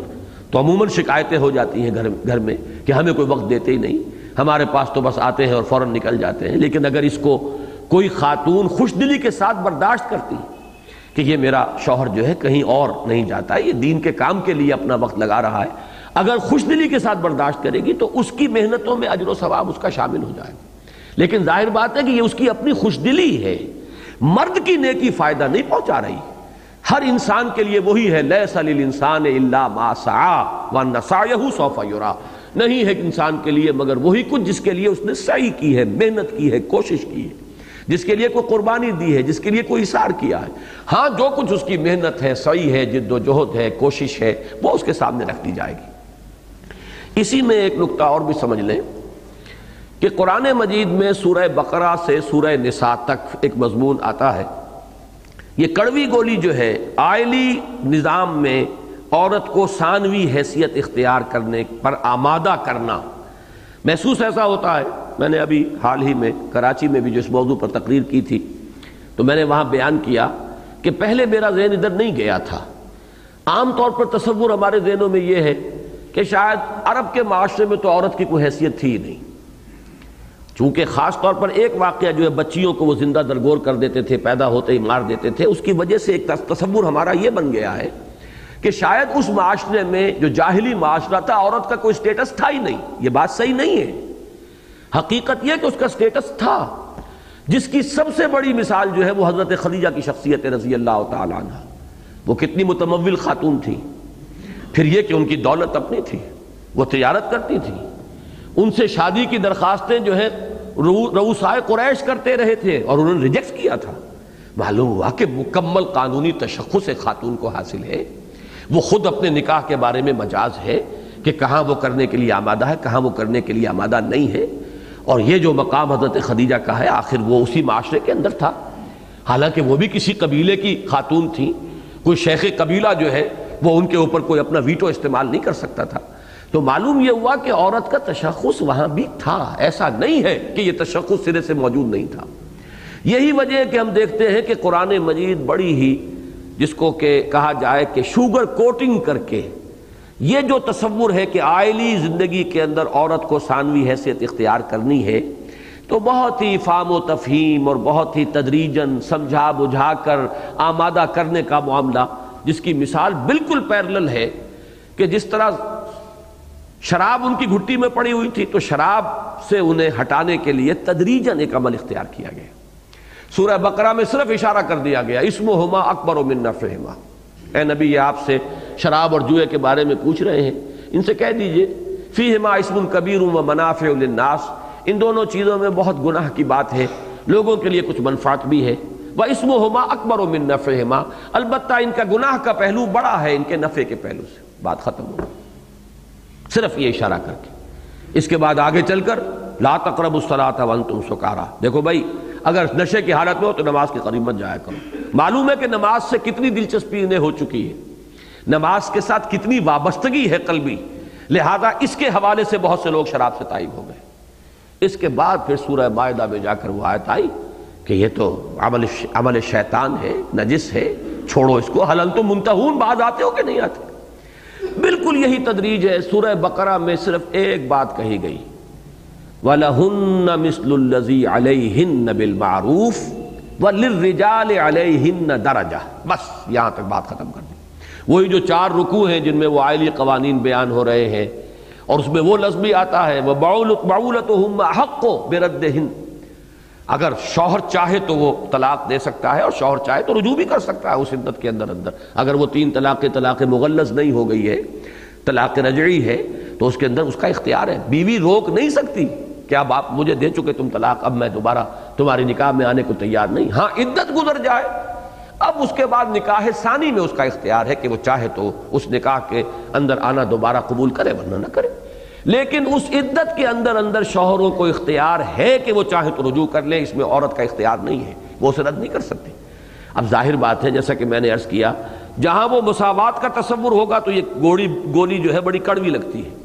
یہ کیوں عدم مساوات ہے؟ مرد کو یہ حق ہے، عورت کو کیوں نہیں ہے؟ جیسے آج کل بحثیں چلتی ہیں، اگر مرد کو طلاق کا اختیار ہے تو عورت کو کیوں طلاق کا اختیار نہیں؟ یہی ہمارے ہاں ایک بہت بڑی بحث ہے۔ تو اس میں اب فرمایا عورتوں کے لیے بھی ویسے ہی حقوق ہیں جیسے ان کے ذمے فرائض ہیں، وَلَهُنَّ مِثْلُ الَّذِي عَلَيْهِنَّ بِالْمَعْرُوفِ، بھلے طریقے سے، معروف طریقے سے، معقول طریقے سے غور کرو گے تو اسلام کا نظام تمہاری سمجھ میں آ جائے گا کہ جیسے فرائض اللہ نے ان کے ذمے رکھے ویسے ان کو حقوق دیے۔ وَلِلرِّجَالِ عَلَيْهِنَّ دَرَجَةٌ، اور مردوں کو ایک درجہ ان پر حاصل ہے۔ یہ بڑے ہلکے الفاظ ہیں، بڑے ہی ہلکے سے مراد نرم الفاظ ہیں، معاذ اللہ ہلکا اس معنی میں نہ سمجھ لیجئے، قرآن کے الفاظ ہیں، بڑے نرم الفاظ۔ ایک بات کو ابھی ذہن کے لیے قابل قبول بنانے کے درجہ، ایک درجہ جو ہے وہ فوقیت کا حاصل ہے۔ اب اس کے بعد سورہ نساء میں جا کر یہ بات شروع ہوئی، آیت نمبر 32 میں فرمایا وَلَا تَتَمَنَّوْا مَا فَضَّلَ اللَّهُ بَعْضَكُمْ عَلَى بَعْضٍ لِلرِّجَالِ نَصِيبٌ مِّمَّا اكْتَسَبُوا وَلِلنِّسَاءِ نَصِيبٌ مِّمَّا اكْتَسَبْنَ۔ اور دیکھو اللہ نے تم میں سے بعض کو بعض پر جو فضیلت دے دی، اب اس کی تمنا نہ کیا کرو۔ کسی کو صحت اچھی دے دی پیدائشی طور پر، وہ کوئی اعلیٰ صلاحیتیں لے کے پیدا ہو گیا، کوئی پیدائشی طور پر ہی بیچارے ایسے بھی ہوتے ہیں جو ڈیمیج ہی ہو جاتے ہیں، کوئی ولادت کے دوران ہی کوئی حادثہ ہو گیا ہے جس کی وجہ سے ریٹارڈڈ ہے گروتھ، ڈیولپمنٹ۔ اب یہ جو اللہ کی طرف سے ہو گیا، اب اس پہ پیچ و تاب کھائے آدمی بیٹھ کر یہ کیوں ہو گیا، کیسے ہو گیا۔ وَلَا تَتَمَنَّوْا مَا فَضَّلَ اللَّهُ بَعْضَهُمْ عَلَى بَعْضٍ، کسی کو خوبصورت بنایا، کسی کو بدصورت بنایا، کسی کو ذہین بنایا، کسی کو ذہنی صلاحیت اتنی نہیں دی، جس کو جس پر فضیلت دی ہے۔ اب بندے کا کام یہ ہے کہ وہ اپنے خالق کے، جیسے کہ حضرت علی کا وہ شعر ہے بڑا پیارا، رضینا قسمت الجبار فینا لنا علم وللجہال مالو، ہم پورے مطمئن ہیں، راضی ہیں، اللہ نے جو بھی تقسیم ہمارے بارے میں کی ہے کہ ہمیں اس نے علم دیا ہے، جاہلوں کو دولت دے دی ہے، لیکن ہم راضی ہیں، ہمیں کوئی اس پر حسد نہیں ہے کہ جاہلوں کے پاس دولت کیوں آ گئی۔ رضینا قسمت الجبار فینا لنا علم وللجہال مالو۔ تو یہ جو ہے اللہ کی رضا کے ساتھ راضی رہنے کا ایک تقاضا یہ بھی ہے کہ وَلَا تَتَمَنَّوْا مَا فَضَّلَ اللَّهُ بَعْضَكُمْ عَلَى بَعْضٍ۔ مزید نمبر 2 اس کے اندر پھر وہی کڑوی گولی کو ذرا شوگر کوٹ کرنے کے لیے فرمایا لِلرِّجَالِ نَصِيبٌ مِّمَّا اكْتَسَبُوا وَلِلنِّسَاءِ نَصِيبٌ مِّمَّا اكْتَسَبْنَ۔ لوگ مرد جو نیکی کمائیں گے اس میں سے حصہ پائیں گے، اور جو عورتیں نیکیاں کمائیں گی وہ اس میں سے حصہ پائیں گی۔ یعنی اخلاقی تشخص تو تمہارا برابر ہے، اس میں تو کوئی کمی نہیں ہے۔ اگر کوئی فرق کیا جا رہا ہے اونچ نیچ کا تو وہ آئلی نظام کے اندر کیا جا رہا ہے۔ باقی جہاں تک اصل زندگی آخرت کی زندگی ہے، ان دار الآخرۃ لہی الحیوان لو کانوا یعلمون، وہاں کے مراتب، وہاں کے درجات، وہاں کی بلندیاں کھلی ہوئی ہے تمہارے لیے، عورتیں محنت کریں۔ اب دیکھیے کہ حضرت مریم کا جو مقام ہوگا، حضرت عائشہ صدیقہ کا جو مقام ہوگا، حضرت خدیجہ الکبریٰ کا جو مقام ہوگا، حضرت فاطمہ زہرا کا جو مقام ہوگا، حضرت آسیہ کا جو مقام ہوگا، اب اس مقام کو کتنے کروڑوں انسان ہوں گے کہ جو دیکھیں گے اور یعنی حسد تو یہاں نہیں کہنا چاہیے، رشک کریں گے کہ ان کو اللہ نے کیا مقام دیا۔ تو وہ مقامات کھلے ہوئے ہیں۔ یہاں بھی کسب سے مراد در حقیقت یہ دنیاوی معاشی کسب نہیں ہے، بلکہ نیکی اور بھلائی اور نیکیاں اور خیرات، وہی charities that soothe and heal and bless, یہ وہ کسب ہے۔ للرجال نصیب مما اکتسبوا وللنساء نصیب مما اکتسبوا۔ اب اس کے بعد آگے چل کر پھر وہ آیت آئی الرجال قوامون علی النساء بما فضل اللہ بعضهم علی بعض۔ لیکن اس سب کا یہ نتیجہ نکال لینا جو بدقسمتی سے ہمارے بہت سے لوگوں کے ذہنوں میں بیٹھ گیا ہے کہ شاید عورت جو ہے وہ اپنا کوئی اخلاقی تشخص بھی، ایک آزادانہ اخلاقی تشخص نہیں رکھتی، اس کی نفی ہے جو ان 3 آیتوں میں کی جا رہی ہے کہ عورت ایک مکمل فری مورل ایجنٹ ہے، جیسے مرد ایک مکمل فری مورل ایجنٹ ہے، جیسے اخلاقی تشخص اس کا ہے ویسے ہی عورت کا ہے۔ اس کے لیے 3 مثالیں دی گئی ہیں یہاں۔ 2 مرد جو انتہائی چوٹی کا جو طبقہ ہو سکتا ہے اللہ کے انبیاء اور رسل، ان کے گھروں میں جو بیویاں تھیں وہ جہنمی۔ ایک مثال معلوم یہ ہوا کہ مرد کے تابع تو نہیں، نہ عورتوں کو اس پر تکیہ کرنا چاہیے کہ ہمارے مرد اگر نیکیاں کر رہے ہیں تو ہمیں اس سے ہمارا بھی چھٹکارا ہو جائے گا۔ ہر ایک کو سوچنا یہ ہے کہ جو میرے پاس ہے پیش کر، غافل عمل کوئی اگر دفتر میں ہے، اگر ہے تو اس کو پیش کرو۔ کوئی رشتہ، کوئی نسبت، کوئی تعلق، کوئی نسلی، کوئی کسی اعتبار سے یہ اللہ کے ہاں کام آنے والا نہیں۔ یہی وہ بات ہے جو حضور اپنے گھر کے، اپنے خاندان کی خواتین کو لے کر بیٹھتے تھے، اور آپ کا وہ واعظ ریکارڈ پر ہے کہ یا فاطمہ بنت محمد انقذی نفسک من النار فانی لا املک لک من اللہ شیئا۔ اے فاطمہ، محمد کی لخت جگر، اپنے آپ کو آگ سے بچاؤ، نکالو اپنے آپ کو آگ سے، اس لیے کہ مجھے کوئی اختیار نہیں ہوگا اللہ کے ہاں تمہارے بارے میں۔ جو محبت ہے وہ ہے، فاطمہ تو بذات منی، میرا جگر گوشہ ہے۔ اتنی محبت کرتے تھے کہ جب آتی تھی حضرت فاطمہ ملنے کے لیے، ملاقات کے لیے، تو خود کھڑے ہو کر اپنی جگہ انہیں بٹھاتے تھے۔ یہ یعنی اعزاز کہہ لیں، محبت کہہ لیں، لیکن یہ کہ اے فاطمہ خود کرو، خود بناؤ، خود کماؤ، خود اپنے آپ کو اس جہنم سے بچانے کی فکر کرو۔ یا صفیۃ عمۃ رسول اللہ انقذی نفسک من النار فانی لا املک لک من اللہ شیئا، اے صفیہ اللہ کے رسول کی پھپھی، اپنے آپ کو آگ سے بچاؤ، نکالو، اس لیے کہ مجھے کوئی اختیار نہیں ہوگا قیامت کے دن تمہارے بارے میں۔ یہ ہے وہ بات جو سب سے پہلے دو مثالیں دے کر وہ انتہائی مثالیں ہو گئیں، کہ ایک تو ہے عام کوئی انسان، بہرحال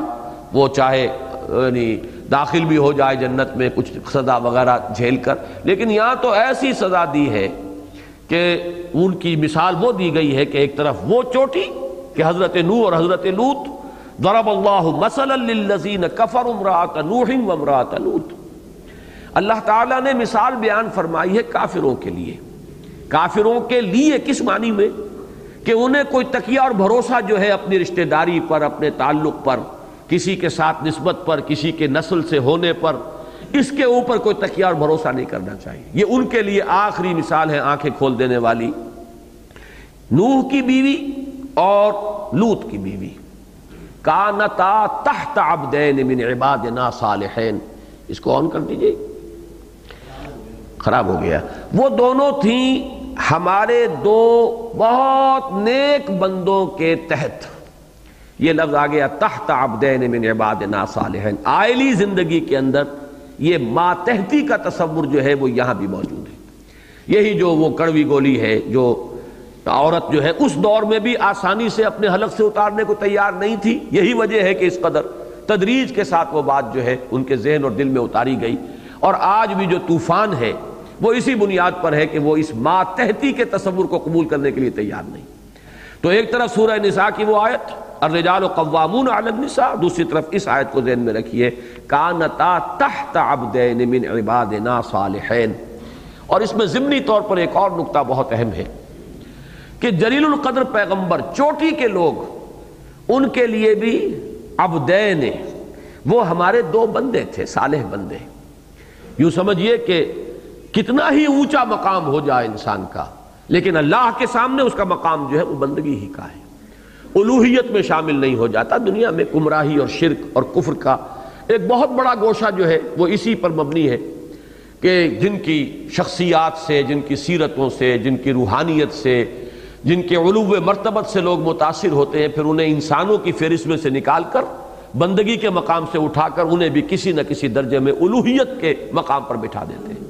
تو اس کی نفی قرآن مجید کرتا ہے، بار بار حضور کے لیے لفظ عبد لا کر، سبحان الذی اسریٰ بعبدہ لیلا من المسجد الحرام الى المسجد الاقصی تبارک الذی نزل الفرقان علی عبدہ لیکون للعالمین نذیرا الحمدللہ الذی انزل علی عبدہ الکتاب ولم یجعل لہ عوجا۔ اور سورہ جو حدید جہاں سے ہم چلے تھے، هو الذی ينزل علی عبدہ آیات بینات لیخرجکم من الظلمات الی النور، وہی اللہ جو اپنے بندے پر نازل کر رہا ہے آیات بینات، روشن آیات، تاکہ نکالے تمہیں اندھیروں سے روشنی کی طرف۔ تو یہاں بھی حضرت نوح اور حضرت لوط دونوں کا تعارف ہو رہا ہے، کانتا تحت عبدین من عبادنا صالحین۔ یہ لفظ صالحین جو ہے یہ بھی اس اعتبار سے اہم ہے کہ قرآن مجید نے 4 مراتب بیان کیے ہیں سورہ نساء کی اس آیت میں، فَأُولَٰئِکَ مَعَ الَّذِينَ أَنْعَمَ اللَّهُ عَلَيْهِم مِّنَ النَّبِيِّينَ والصدیقین والشہداء والصالحین وحسن اولئک رفیقا۔ تو در حقیقت یہ بیس لائن ہے صالحین کی، انہی میں سے جو اونچے رتبے پر جائیں گے وہ شہداء کے منصب پر فائز ہوں گے، اور بلند ہیں وہ صدیقیت کے مقام پر فائز ہیں، اور پھر اس سے اوپر انبیاء کا ہے، اور انبیاء میں سے بھی پھر رسول، اور رسولوں میں سے اولو العزم من الرسل۔ یہ تو معلوم ہوا کہ چوٹی کا درجہ ہے، لیکن اس چوٹی کے درجے پر پہنچ کر بھی مقام عبدیت سے انسان نکلتا نہیں ہے۔ کانتا تحت عبدین من عبادنا صالحین فخانتاہما، تو ان دونوں نے اپنے ان دونوں شوہروں سے خیانت کی۔ ابھی اس لفظ خیانت پر مجھے تفصیلی گفتگو کرنی ہے۔ لیکن اس آیت کا ترجمہ مکمل کر لیجئے، انجام کیا ہوا؟ فَلَمْ يُغْنِيَا عَنْهُمَا مِنَ اللَّهِ شَيْئًا، وہ دونوں کچھ بھی نہ بچا سکے انہیں اللہ سے، کچھ بھی کام نہ آ سکے ان کے اللہ کے مواخذے اور اللہ کے عذاب کے معاملے میں۔ لم یغنیا عنہما من اللہ شیئا وقیل ادخلوا النار مع الداخلین، اور کہہ دیا گیا ان سے کہ داخل ہو جاؤ جہنم میں، آگ میں داخل ہونے والوں کے ساتھ۔ اس میں جو ایک تھوڑا سا سوال آتا ہے کہ یہ معاملہ تو ہونا ہے آخرت میں جا کر یوم قیامت کے بعد، بعث بعد الموت کے بعد، تو اس کی دو توجیحات ہیں۔ ایک توجیہ تو یہ ہے کہ آخرت اور قیامت کے واقعات کو قرآن مجید اکثر و بیشتر ماضی کے صیغے سے بیان کرتا ہے، اس لیے کہ ماضی میں قطعیت ہوتی ہے، حتمیت، قطعیت، بلا شک و شبہ۔ مستقبل میں شک رہتا ہے کہ ہوگا کہ نہیں ہوگا، لیکن جو شے ہو چکی اب اس میں تو شک نہیں۔ تو ماضی کا یہ جو خاصہ ہے کہ اس میں کسی شک و شبے کی گنجائش نہیں ہوتی، اس کے حوالے سے قرآن مجید آخرت کے اور اس یوم قیامت کے احوال جو ہے جنت و دوزخ کے، انہیں اس طرح بیان کرتا ہے گویا کہ وہ ہو چکے، اتنے یقینی، اتنے حتمی کہ ہو چکے۔ ایک تعبیر تو یہ ہے، اور دوسرا یہ کہ اس میں بھی اشارہ ہو سکتا ہے جو برزخ کا عذاب ہے، کہ جس کے بارے میں عذاب قبر کی جو اصطلاح ہمارے ہاں ہے، کہ اس میں بھی ایک ریفلیکشن ہوتی ہے، ایک پرتو جو ہے اسی کا اس عالم میں بھی، کہ ادھر آنکھ بند ہوئی ادھر کھل گئی۔ اور وہ جیسا کہ حضور نے فرمایا ایک حدیث صحیح میں کہ یہ جو قبر ہے یا یہ جنت کے باغیچوں میں سے ایک باغیچہ ہے، اور یا یہ جہنم کے گڑھوں میں سے ایک گڑھا ہے، تو اس کی جو ریفلیکشن ہو رہی ہے اس کے اعتبار سے کہہ دیا گیا، یہ دونوں امکانات ہیں۔ اصل شے کیا ہے کہ جلیل القدر پیغمبروں کی بیویوں کو بھی ان کا پیغمبروں کی بیویاں ہونا بچا نہیں سکا ہے اللہ کے عذاب سے، جبکہ ان کا اپنا عمل، ان کا اپنا کردار، ان کا اپنا رویہ، ان کا اپنا معاملہ غلط تھا۔ یہ ہے اصل شے۔ اب یہاں جو لفظ خیانت آیا ہے اس نے بڑی بحثیں ہمارے ہاں کھڑی کر دی ہیں۔ ایک رائے جو اہل سنت کی اکثریت کی رائے ہے وہ تو یہ ہے کہ مراد اس سے یہ ہے کہ انہوں نے وہ کافرہ رہیں، وہ ایمان نہیں لائیں، اور نمبر دو یہ کہ انہوں نے راز جو ہیں اپنے شوہروں کے وہ ان کے دشمنوں تک پہنچا دیے۔ اسی لیے میں نے کہا تھا کہ سورہ نساء کی اس آیت کو ذہن میں رکھیے کہ نیک خواتین کے لیے جو دو الفاظ وہاں آئے، فالصالحات قانتات، نمبر ایک وصف کہ وہ اپنے شوہروں کی فرما بردار ہوتی ہیں، حافظات للغیب بما حفظ اللہ، چونکہ ایک انسان کی سب سے زیادہ رازدار اس کی بیوی ہوتی ہے، ہر ایک سے اس کا کوئی نہ کوئی پردہ ہو سکتا ہے، بیوی سے کوئی پردہ نہیں ہے۔ اس کی شخصیت میں اگر کہیں کوئی کمی ہے، کہیں اس کے معاملات میں، یا جو بھی اس کے راز ہیں، جیسے کہ اس سورہ مبارکہ میں بھی آ چکا ہے، وہ معنوی ربط اس میں موجود ہے۔ اذ اسر النبی الی بعض ازواجہ حدیثا، یہاں پہ وہ معاملہ آ چکا ہے کہ حضور نے ایک بات اپنی بعض ازواج میں سے کسی کو بطور راز بتائی، لیکن انہوں نے اسے ظاہر کر دیا۔ تو یہ در حقیقت عائلی زندگی کی یہ بھی ایک بہت بڑی خیانت ہے۔ یہ خیانت جو ہے، میں اس لیے اس کی وضاحت کر رہا ہوں کہ ایک دوسرا نقطہ نظر ہے کہ جو ہمارے ہاں خاص طور پر وہ اس نے سوٹ کیا ہے اہل تشیع کو،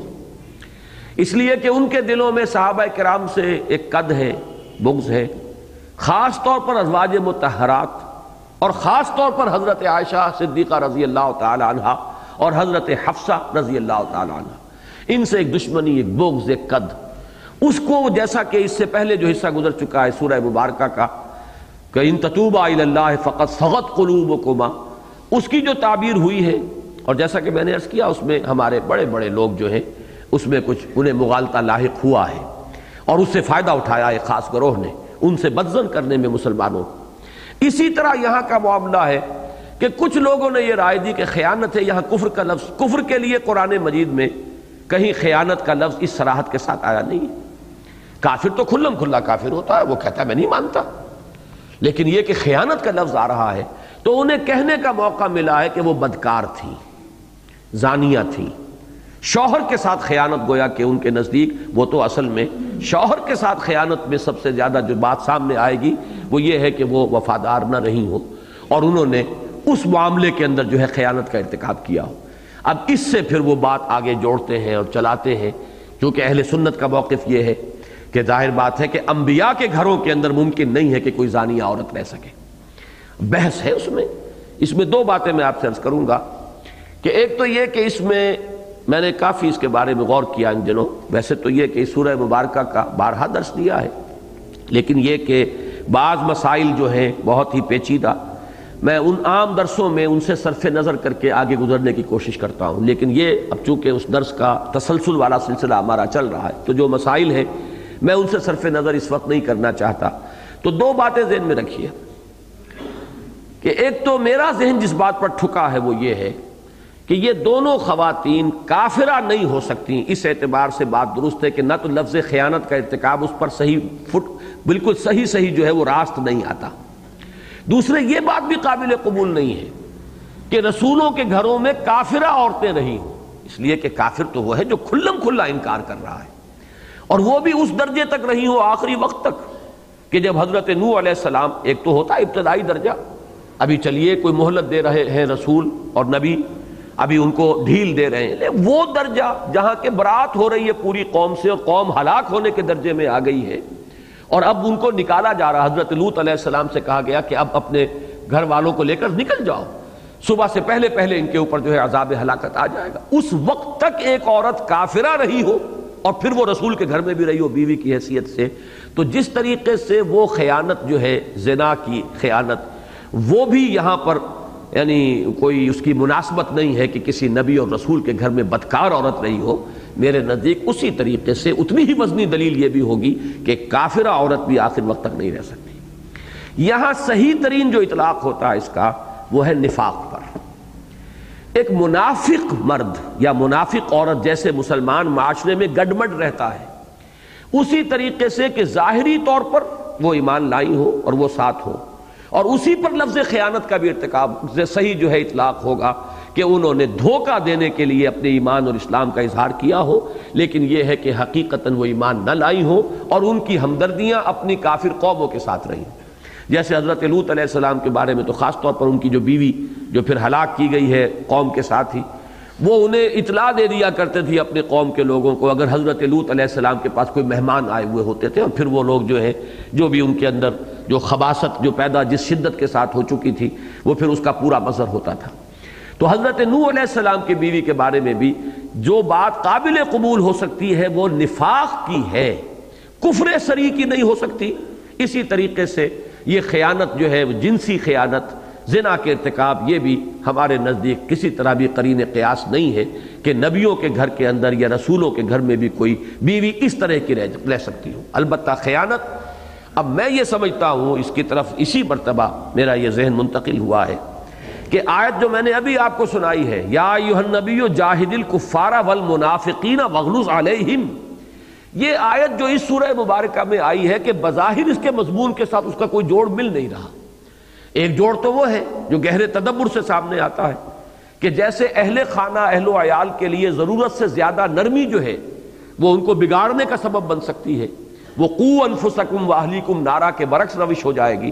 اسی طریقے سے منافقین اور کفار کے ساتھ نرمی اور ڈھیل جو ہے وہ بھی ان کو اور آگے چلائے گی، ان کو انکریج کرے گی، ان کو اور بڑھائے گی اپنے کفر اور نفاق کے اندر، ایک مناسبت وہ ہے۔ لیکن بین اس آیت کے فوراً بعد متصلاً اس آیت کا آ جانا، اس میں ایک ربط میں سمجھتا ہوں کہ موجود ہے اس ترتیب آیات کے اعتبار سے کہ یہ دونوں منافق تھیں۔ یہ ممکن نہیں ہے کہ کھلم کھلا کافرہ رہی ہوں اور پھر بھی آخری وقت تک نبیوں نے انہیں اپنے گھروں میں آباد رکھا ہو۔ نفاق کا معاملہ یہ ہے کہ وہ وحی کے ذریعے سے اللہ تعالیٰ مطلع فرمائے گا تو اطلاع ہوگی، اور وہ اطلاع جو ہے پھر آخری وقت میں اللہ نے کی ہے۔ الا من سبق، جن کے اوپر کی بات طے ہو چکی ہے، حضرت نوح علیہ السلام سے بھی کہا گیا تھا کہ اب وہ وقت آ رہا ہے اپنی کشتی کے اندر تمام اہل ایمان کو اور اپنے گھر والوں کو جمع کر لو، سوائے ان کے جن کے بارے میں تمہیں بتایا جا چکا ہے، فیصلہ ہو چکا ہے، تو ان کے بارے میں آخری وقت میں اللہ تعالیٰ نے بتا دیا۔ لیکن یہ ہے کہ نفاق کا مسئلہ ایسا ہے کہ نبی بھی حتمی اور یقینی طور پر بغیر وحی کے اس کا جو ہے فیصلہ نہیں کر سکتا کہ فلاں شخص منافق ہے، اس لیے کہ ضعف ایمان اور نفاق اپنے ظاہری رویے کے اعتبار سے تو بہت قریب قریب ہیں، بہت ہی یوں سمجھیے کہ مردی اور نامردی قدم فاصلہ دارت، بڑا ہی باریک سا پردہ ہے ضعف ایمان اور نفاق میں۔ یہ قلب کی کیفیت جو ہے اس کو تو اللہ تعالیٰ مطلع فرماتا ہے اپنے انبیاء کو وحی کے ذریعے سے، اور وہ اللہ تعالیٰ کا فیصلہ ہوتا ہے جب چاہے مطلع فرمائے۔ یہ بات یہاں فٹ بیٹھتی ہے، نہ زنا والی بات فٹ بیٹھ سکتی ہے اور نہ ہی اس میں جو ہے وہ کفر والی بات بھی جو ہے طبیعت قبول نہیں کرتی کہ رسولوں کے گھروں میں کھلم کھلا کافرہ بیویاں جو ہے اور وہ بھی اس آخری وقت تک رہی ہوں جبکہ اللہ کی طرف سے ان کی قوموں پر ان کے کفر کی پاداش میں عذاب استیصال نازل کیا جانے والا ہو۔ البتہ ایک بات یہاں دوسری میں عرض کر دوں، یہ بھی ایک بڑی اصولی بحث ہے اور غامض ہے، اہم ہے، اس لیے ذرا اس پر توجہ صرف کریں۔ ایک مرتبہ ایک بہت بڑے عالم دین سے بات ہو رہی تھی تو میں نے یہ چند حوالے دے کر ان سے بعض سوالات کیے، پھر اپنی ایک رائے ظاہر کی تو انہوں نے بھی میری رائے کے ساتھ اتفاق کیا۔ یہ دنیا اللہ تعالیٰ نے انسان کی اس دنیا کی زندگی کو قرار دیا ہے امتحانی وقفہ، یہ امتحان ہے۔ قلزم ہستی سے تو ابرا ہے مانند حباب، اس زیاں خانے میں تیرا امتحان ہے زندگی، خلق الموت والحیات لیبلوکم ایکم احسن عملا۔ اب اگر حقائق بالکل مبرہن کر دیے جائیں تو امتحان نہیں رہتا۔ امتحان تو تبھی رہتا ہے کہ جب کہ کچھ پردے پڑے ہوئے ہوں۔ اگر پردے ہیں تو امتحان ہے، جب پردے آخرت میں اٹھ جائیں گے اب امتحان کا ہے کہ اب تو ابو جہل جو ہے وہ سب سے بڑا مومن بن جائے گا، جیسے کہ فرعون جب غرق ہو رہا تھا تو اس نے کہا تھا کہ میں ایمان لایا موسیٰ اور ہارون کے رب پر۔ یہ تو جب تک پردہ پڑا رہے تبھی تک جو ہے امتحان ہے۔ تو اللہ تعالیٰ اپنی کتابوں میں بھی، اب یہ ذرا بات آپ کو عجیب سی لگے گی لیکن اس پر غور کیجئے، ایسی گنجائشیں چھوڑتا ہے اپنی وحی میں بھی کہ اگر کسی کے اندر کجی ہے، زیغ ہے، وہ گمراہی ہی کا طالب ہے تو اسے بھی کہیں پر اپنی اس بات کے لیے کوئی سہارا مل جائے۔ یہ بات بہت غیر معمولی بات ہے جو میں کہہ رہا ہوں، لیکن اس پر غور کیجئے کہ قرآن مجید نے جو اپنی شان بیان کی ہے، یضل بہ کثیرا ویہدی بہ کثیرا، اللہ اسی قرآن کے ذریعے سے بہتوں کو گمراہ کرتا ہے اور بہتوں کو اس کے ذریعے سے ہدایت دیتا ہے۔ وما یضل بہ الا، پھر بہی آ رہا ہے بار بار اس قرآن کے ذریعے سے، یضل بہ کثیرا ویہدی بہ کثیرا، وما یضل بہ الا الفاسقین الذین ینقضون عہد اللہ من بعد میثاقہ ویقطعون ما امر اللہ بہ ان یوصل ویفسدون فی الارض۔ ہاں اللہ تعالیٰ ہدایت وہ گمراہ نہیں کرتا مگر صرف ان کو جو پری کوالیفائی کیے ہوئے ہو کہ ان کے دلوں میں زیغ ہے، کجی ہے اور وہ اللہ کے ساتھ عہد کیے ہوئے جو ہے انہیں توڑتے ہیں، یہ جن کے اندر صفات ہیں ان کو گمراہ کرتا ہے۔ تو قرآن مجید کے اندر بھی ایسی جگہیں محسوس ہوتی ہیں، مثلاً اب ایک مثال آپ کو دے رہا ہوں، یہ بھی ہمارے ہاں ایک گروہ کا اور خاص طور پر اس گروہ کا جس کا میں نام لے رہا ہوں بار بار، ان کے ہاں ایک قول یہ بھی ہے کہ حضرت نوح علیہ السلام کا جو بیٹا ہلاک کیا گیا وہ ان کے صلب سے نہیں تھا۔ اہل سنت میں سے بھی بعض نے یہ رائے ظاہر کی ہے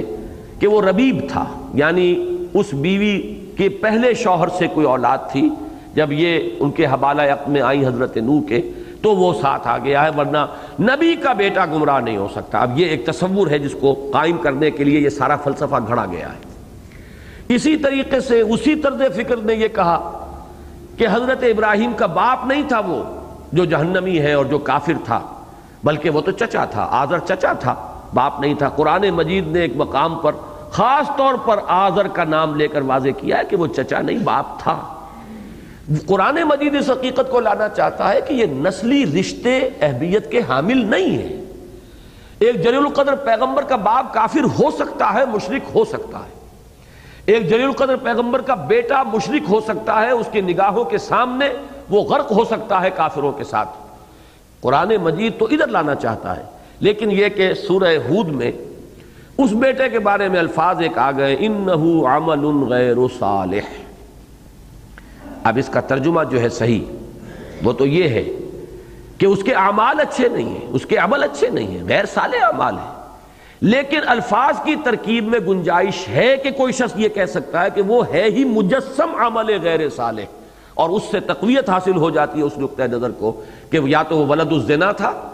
یا تو وہ ایک رائے جو ہے جو دی گئی ہے وہ یہ کہ خیانت کی نوح کی بیوی نے، اور وہ خیانت تھی در حقیقت زنا کی خیانت، اور اس سے جو بیٹا ہوا وہ در حقیقت ان کا بیٹا تھا ہی نہیں۔ انہ لیس من اہلک انہ عمل غیر صالح۔ الفاظ کی حد تک اس کجی کے لیے بھی وہاں گنجائش موجود ہے۔ کوئی شخص اگر اس کے اندر جیسے مکھی کے اندر گندگی کی طلب ہے، گندگی کے پر بیٹھتی ہے، تو اسی طریقے سے کسی میں کجی ہے تو کجی کے لیے گنجائش ان الفاظ کے اندر پیدا کر دی گئی۔ یہ میں ایک اہم اصول کے اعتبار سے آپ کے سامنے رکھ رہا ہوں، اور اس کے لیے میں قرآن مجید کی 2 آیات آپ کے سامنے رکھنا چاہتا ہوں، اس فلسفے کو جو چیز کے بالکل مبرہن کر کے لاتی ہے قرآن مجید میں۔ یہ 8ویں پارے کی ابتدائی آیات میں ہے، سورہ انعام کی آیات نمبر 112 113۔ فرمایا گیا وَكَذَلِكَ جَعَلْنَا لِكُلِّ نَبِيٍّ عَدُوًّا شَيَاطِينَ الْإِنسِ وَالْجِنِّ يُوحِي بَعْضُهُمْ إِلَى بَعْضٍ زُخْرُفَ الْقَوْلِ غُرُورًا وَلَوْ شَاءَ رَبُّكَ مَا فَعَلُوهُ فَذَرْهُمْ وَمَا يَفْتَرُونَ وَلِتَصْغَىٰ إِلَيْهِ أَفْئِدَةُ الَّذِينَ لَا يُؤْمِنُونَ بِالْآخِرَةِ وَلِيَرْضَوْهُ وَلِيَقْتَرِفُوا مَا هُمْ مُقْتَرِفُونَ صدق اللہ العظیم۔ اسی طرح ہم تمام نبیوں کے دشمن بناتے رہے ہیں شیاطین انس اور شیاطین جن کو۔ اللہ تعالیٰ اپنی طرح منسوب کر رہے ہیں کہ ہر نبی ہر رسول کے لیے دشمن ہم نے کھڑے کیے، شیاطین انس اور شیاطین جن، انسانوں میں سے بھی اور جنات میں سے بھی۔ وہ ایک دوسرے کو بڑے ملمہ والے قول جو ہیں ایک دوسرے کو وحی کرتے رہتے ہیں، اور اگر تیرا رب چاہتا اے محمد صلی اللہ علیہ وسلم ما فعلوہ ہو تو وہ ہرگز یہ نہ کر سکتے۔ یعنی انبیاء کے لیے جو مخالف قوتیں میدان میں آتی ہیں یہ اللہ کے اذن کے بغیر تو نہیں ہے۔ ابو جہل یہ مخالفت نہیں کر سکتا تھا، ابو لہب یہ مخالفت نہیں کر سکتا تھا، ولید ابن مغیرہ یہ مخالفت نہیں کر سکتا تھا، اسی طریقے سے پتھراؤ نہیں ہو سکتا تھا طائف میں۔ یہ سب کچھ جو ہے اذن رب کے بغیر نہیں ہو رہا۔ وَلَوْ شَاءَ اللَّهُ وَلَا شَاءَ رَبُّكَ مَا فَعَلُوهُ، اگر تیرا رب چاہتا، اس کی قدرت ہے، وہ ان سب کو روک دیتا۔ لیکن یہ حکمت ہے اللہ کی، اس لیے کہ جب تک وہ مقابلے میں قوت موجود نہ ہو وہ امتحانی فضا پیدا نہیں ہوتی۔ کیسے معلوم ہوگا کہ کس میں حق کی طلب ہے اور کس میں نہیں ہے، کس میں صبر کا مادہ ہے اور کس میں نہیں ہے، کس میں استقامت ہے اور کس میں نہیں ہے، کس کی فطرت جو ہے وہ کس درجے کج ہو چکی ہے اور کس کی فطرت جو ہے وہ کتنی اپنی اصل صلاحیت کے اوپر برقرار ہے۔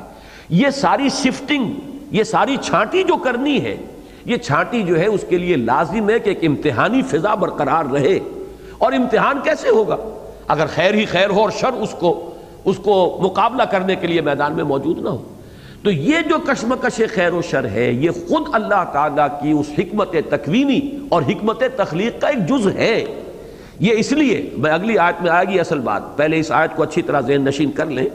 وَكَذَلِكَ جَعَلْنَا لِكُلِّ نَبِيٍّ عَدُوًّا شَيَاطِينَ الْإِنسِ وَالْجِنِّ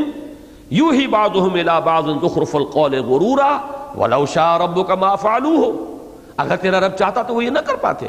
فَذَرْهُمْ وَمَا يَفْتَرُونَ، تو چھوڑیے ان کو اور جو افترا بازی وہ کر رہے ہیں کرنے دیجئے۔ وَلِتَصْغَىٰ إِلَيْهِمْ، اب یہ لفظ صغو وہی آ گیا ہے جو اس سورہ مبارکہ میں آ چکا ہے، ان تتوبا الی اللہ فقد صغت قلوبکما، یہ وہی مادہ ہے، اسی سے یہ لفظ آیا۔ وَلِتَصْغَىٰ إِلَيْهِ أَفْئِدَةُ الَّذِينَ لَا يُؤْمِنُونَ بِالْآخِرَةِ، یہ سب کچھ ہم اس لیے کرتے ہیں تاکہ جو لوگ آخرت پر ایمان نہیں رکھتے ان کے دل ان کی طرف مائل ہو جائیں، ان کے اندر کی کجی اور خباثت ظاہر ہو۔ اگر یہ نہ ہو تو ان کی خباثت کیسے ظاہر ہوگی؟ اگر یہ کشمکش خیر و باطل، خیر و شر اور کشمکش حق و باطل نہ ہو تو نہ اہل ایمان میں سے کون کس درجے کا ہے، کس پائے کی استقامت ہے، کتنا اس میں صبر ہے، کتنی مثابرت ہے، نہ اس کا ظہور ہوگا، اور کس میں کتنا خبث جو ہے بھرا ہوا ہے، کس کے اندر کتنی گندگی ہے، کتنا بغض ہے، یہ بھی ظاہر نہیں ہوگا۔ تو یہ تو ہم نے اسی لیے چھوٹ دی ہے، کھلی دی ہے، بلکہ اب خود کھڑا کر دیتے ہیں جنوں اور انسانوں میں سے دشمنی کرنے والوں کو، تاکہ دودھ کا دودھ پانی کا پانی علیحدہ ہو جائے۔ جیسے میگنیٹ ہوتا ہے، وہ میگنیٹ آپ نے رکھا، وہ لوہ چون جو ہے وہ سارا اس کی طرف کھینچ آیا۔ تو یہ ہم نے اس لیے کیا ہے کہ جن کے دلوں میں زیغ ہے، جن کے دلوں میں کجی ہے، جن کے دلوں میں آخرت کا یقین نہیں ہے، وہ ادھر مائل ہوتے چلے جائیں، وہ یکجا ہو جائیں، وہ ادھر سمٹ جائیں، وہ ایک گروہ کی شکل میں نمایاں ہو جائیں۔ وَلِتَصْغَىٰ إِلَيْهِ أَفْئِدَةُ الَّذِينَ لَا يُؤْمِنُونَ بِالْآخِرَةِ وَلِيَرْضَوْهُ وَلِيَقْتَرِفُوا مَا هُمْ مُقْتَرِفُونَ، اور تاکہ وہ اس پر مطمئن ہو جائیں، راضی ہو جائیں، پھر جو کمائی انہیں کرنی ہے کریں، جو خباثتیں انہیں کمانی ہے کمائیں، جو بھی برائیاں انہیں اپنے نامہ اعمال میں درج کرانی ہے کرائیں۔ یہ ہے وہ حکمت تبلیغ، یہ ہے وہ حکمت تخلیق جس کے تحت اللہ تعالیٰ کجی کے لیے بھی کوئی نہ کوئی دنیا کے اندر کوئی اس کے لیے سامان، اس کے داعی، اس کی طرف دعوت دینے والے، اس کی طرف میلان پیدا کرنے والے، اس کی طرف رجحان پیدا کرنے والی قوتیں جو ہیں وہ اس دنیا کے اندر برقرار رکھتا ہے۔ یہ اس کی اس حکمت ابتلاء کا ایک لازمی تقاضا ہے۔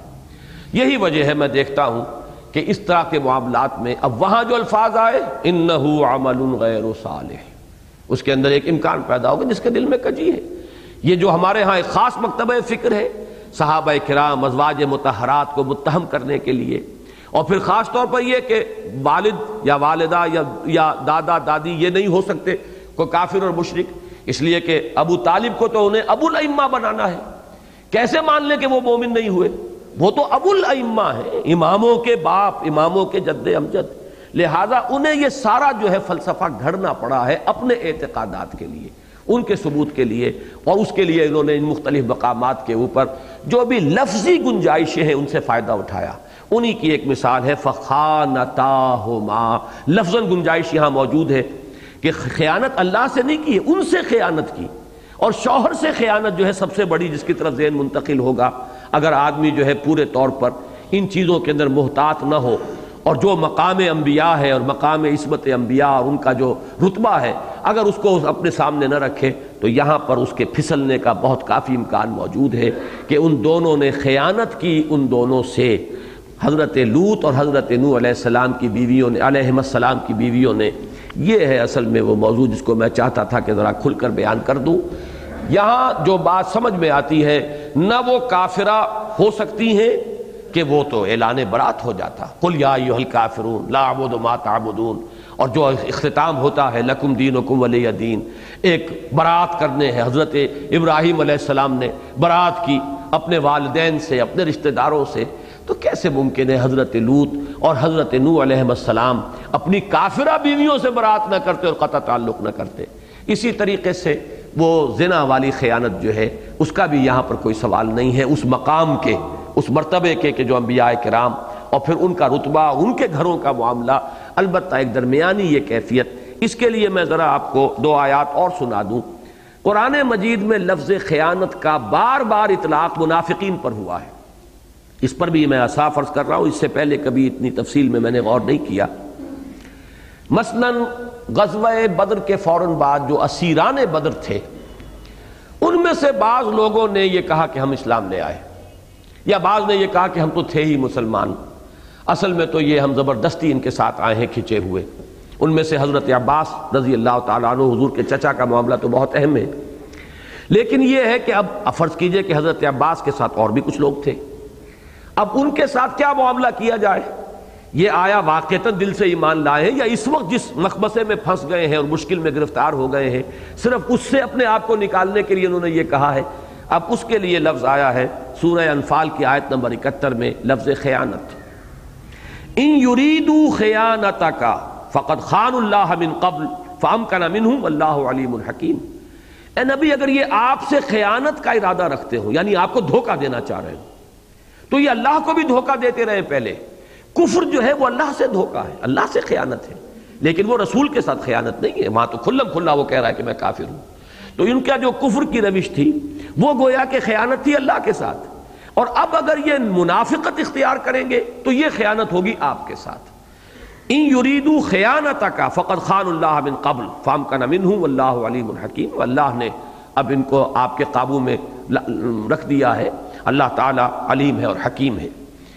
سورہ نساء میں آیات نمبر 105 تا 109 بہت اہم ہے اس لفظ خیانت کے اعتبار سے، اور سورہ نساء کے بارے میں نے بارہ عرض کیا ہے کہ طویل صورتوں میں مرض نفاق، اس کی علامات، اس کے مدارج، اس کے مظاہر، پھر اس کی جو ہولناکی ہے اور تباہ کن ہونے کی جو بات ہے، وہ طویل صورتوں میں سورہ توبہ اور سورہ نساء، اور چھوٹی صورتوں میں سورہ حدید اور سورہ منافقون، یہ گویا کہ 4 صورتیں خاص طور پر اپنے ذہن میں رکھیے کہ لفظ اگر مرض نفاق کو سمجھنا ہو تو یہ صورتیں ہیں کہ جو اصل جن کے اوپر نگاہیں مرتکز ہونی چاہیے۔ وہاں فرمایا انا انزلنا الیک الکتاب بالحق لتحکم بین الناس بما اراک اللہ فلا تکن للخائنین خصیما۔ گفتگو وہاں ہو رہی ہے منافقین کے بارے میں۔ اے نبی آپ ان خائنوں کے لیے جھگڑنے والے نہ بنیے، ان کے لیے اللہ سے استغفار کرنا، ان کے لیے معافی چاہنا، ان کے لیے جو ہے یہ بھی ایک شفاعت ہے جو دنیا میں استغفار کی شکل میں نبی کرتا ہے، یہ بھی ایک شفاعت ہے، پروردگار معاف فرما دے۔ تو ان کی طرف سے جھگڑنا کرنا آپ کے لیے جو ہے وہ مناسب نہیں ہے، ان خائنین کے لیے، ان منافقین کے لیے۔ واستغفر اللہ، اور اگر اس معاملے میں کہیں آپ نے اگر اپنی وہی طبی مروت اور شرافت اور رحمت اور مودت اور شفقت اگر اس کی وجہ سے اس معاملے میں اگر کہیں کوئی ہوئی ہے، کوئی اب اس میں کیا لفظ استعمال کروں، بڑا مشکل مقام ہوتا ہے حضور کے لیے،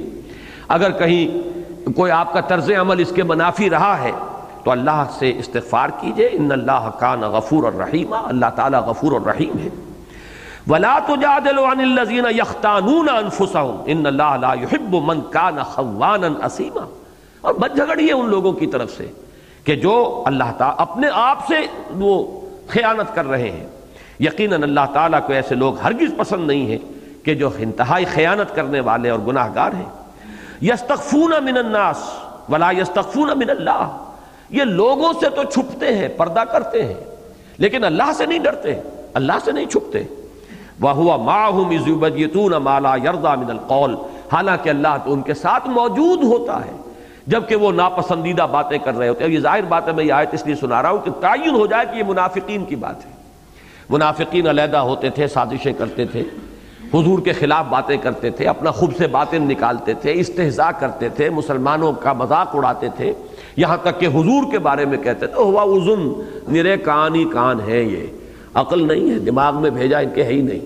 ہم جو کہتے ہیں مان لیتے ہیں، انہیں پتہ ہی نہیں چلتا کہ ہم دھوکہ دے رہے ہیں، انہیں اندازہ ہی نہیں ہوتا کہ ہم ان کا استہزاء کر رہے ہیں۔ حالانکہ وہ بات کیا تھی کہ حضور اپنی شرافت اور مروت اور اپنی وہ نرمی اس کی وجہ سے پردہ ڈالتے ہیں، اور وہ سمجھ رہے ہیں کہ ان کے تو عقل ہی نہیں، انہیں پتہ ہی نہیں چلتا، ہوا اذن، نرے کان ہی کان ہے اور کچھ بھی نہیں۔ تو یہ جو ان کا انداز تھا کہ جب یہ باہر بیٹھ کر راتوں کے وقت علیحدگی میں گفتگو کرتے ہیں تو یہ سمجھتے ہیں کہ شاید کوئی ان کے ساتھ نہیں ہے، کوئی سننے والا نہیں، اللہ تو موجود ہوتا ہے ان کے ساتھ۔ وَهُوَ مَعَهُمْ إِذْ يُبَيِّتُونَ مَا لَا يَرْضَى مِنَ الْقَوْلِ وَكَانَ اللَّهُ بِمَا يَعْمَلُونَ مُحِيطًا، اور جو کچھ وہ کر رہے ہیں اللہ تعالیٰ ان کا احاطہ کیے ہوئے ہیں۔ ہاں انتم ہؤلاء جادلتم عنہم فی الحیات الدنیا فمن یجادل اللہ عنہم یوم القیامت ام من یکون علیہم وکیلا، اے مسلمانوں تم دنیا کی زندگی میں تو ان کی طرف سے جھگڑ رہے ہو۔ ظاہر بات ہے کوئی منافق کسی خاندان سے ہے تو اس خاندان کے اہل ایمان بھی اپنی اس قرابت داری کی وجہ سے کبھی سفارش کرتے تھے، حضور معاف کر دیجئے خطا ہو گئی ہے، تو اب ان کی طرف رخ پھیرا گیا۔ اے نبی آپ کی شرافت، مروت، آپ کی نرمی، آپ کی رحمت اور رافت ڈھال بن رہی ہے ان کے لیے، اور دوسری طرف اہل ایمان تمہاری قرابت داریاں، رشتہ داریاں، دوستیاں ڈھال بن رہی ہیں ان کے لیے۔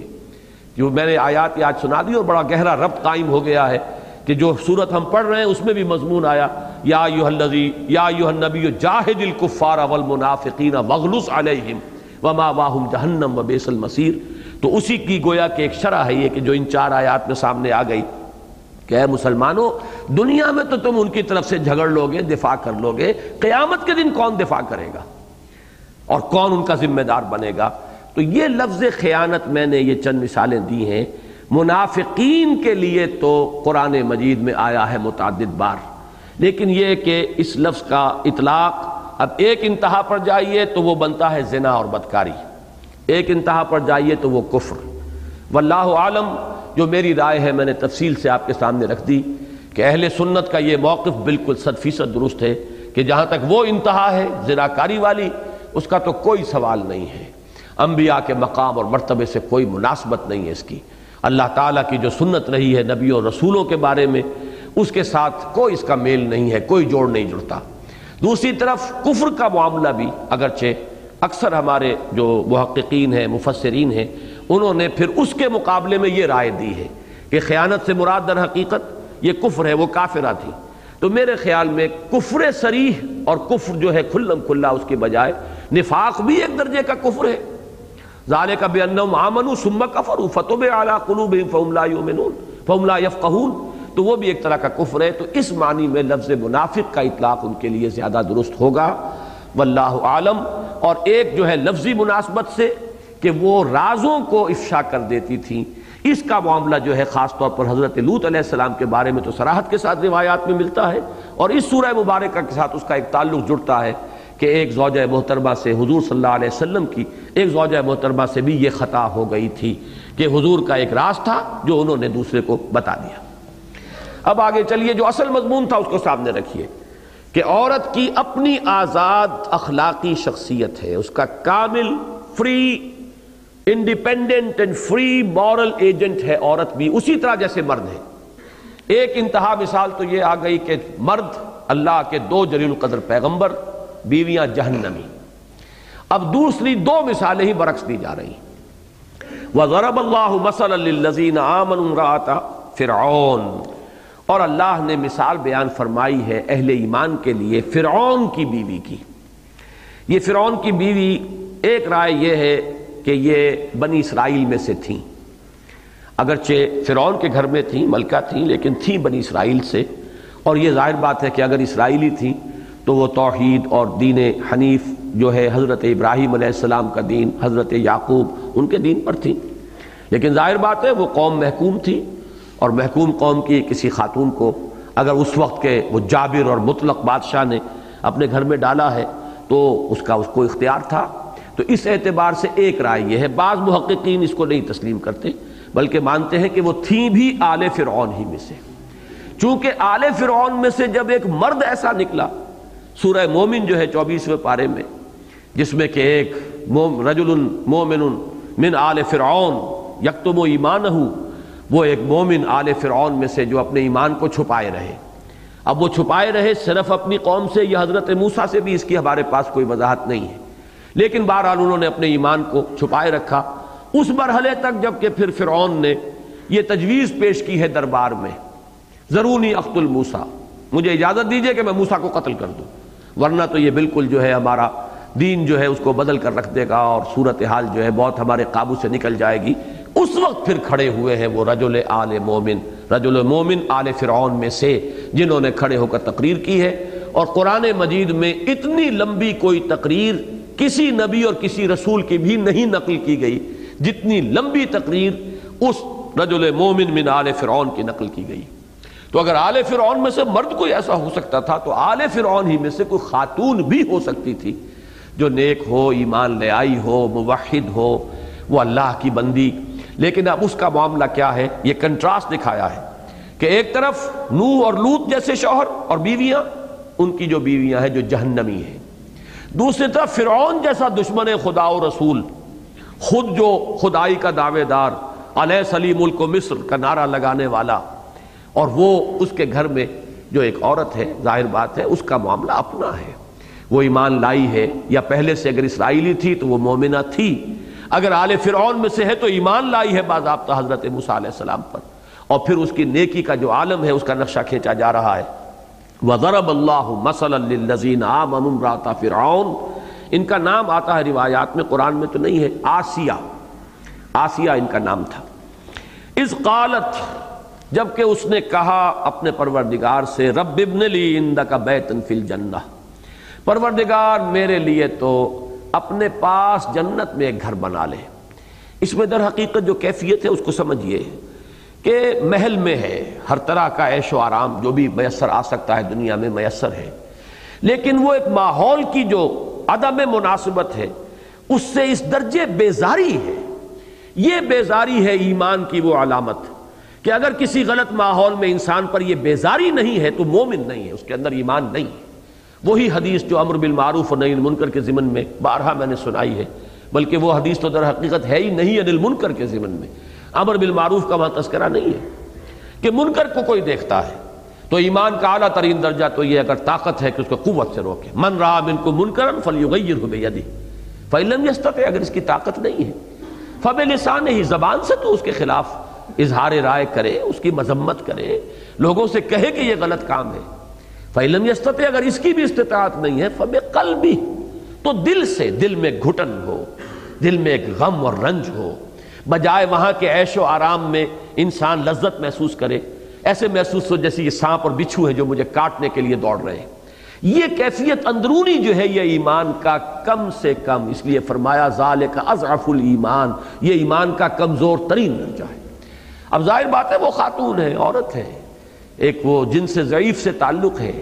وہ وہاں پر اختیار نہیں رکھتی ہیں، پوری قوم محکوم ہے، وہ قوت والے اگلے اوپر والے درجے تو نہیں ہیں ان کے پاس،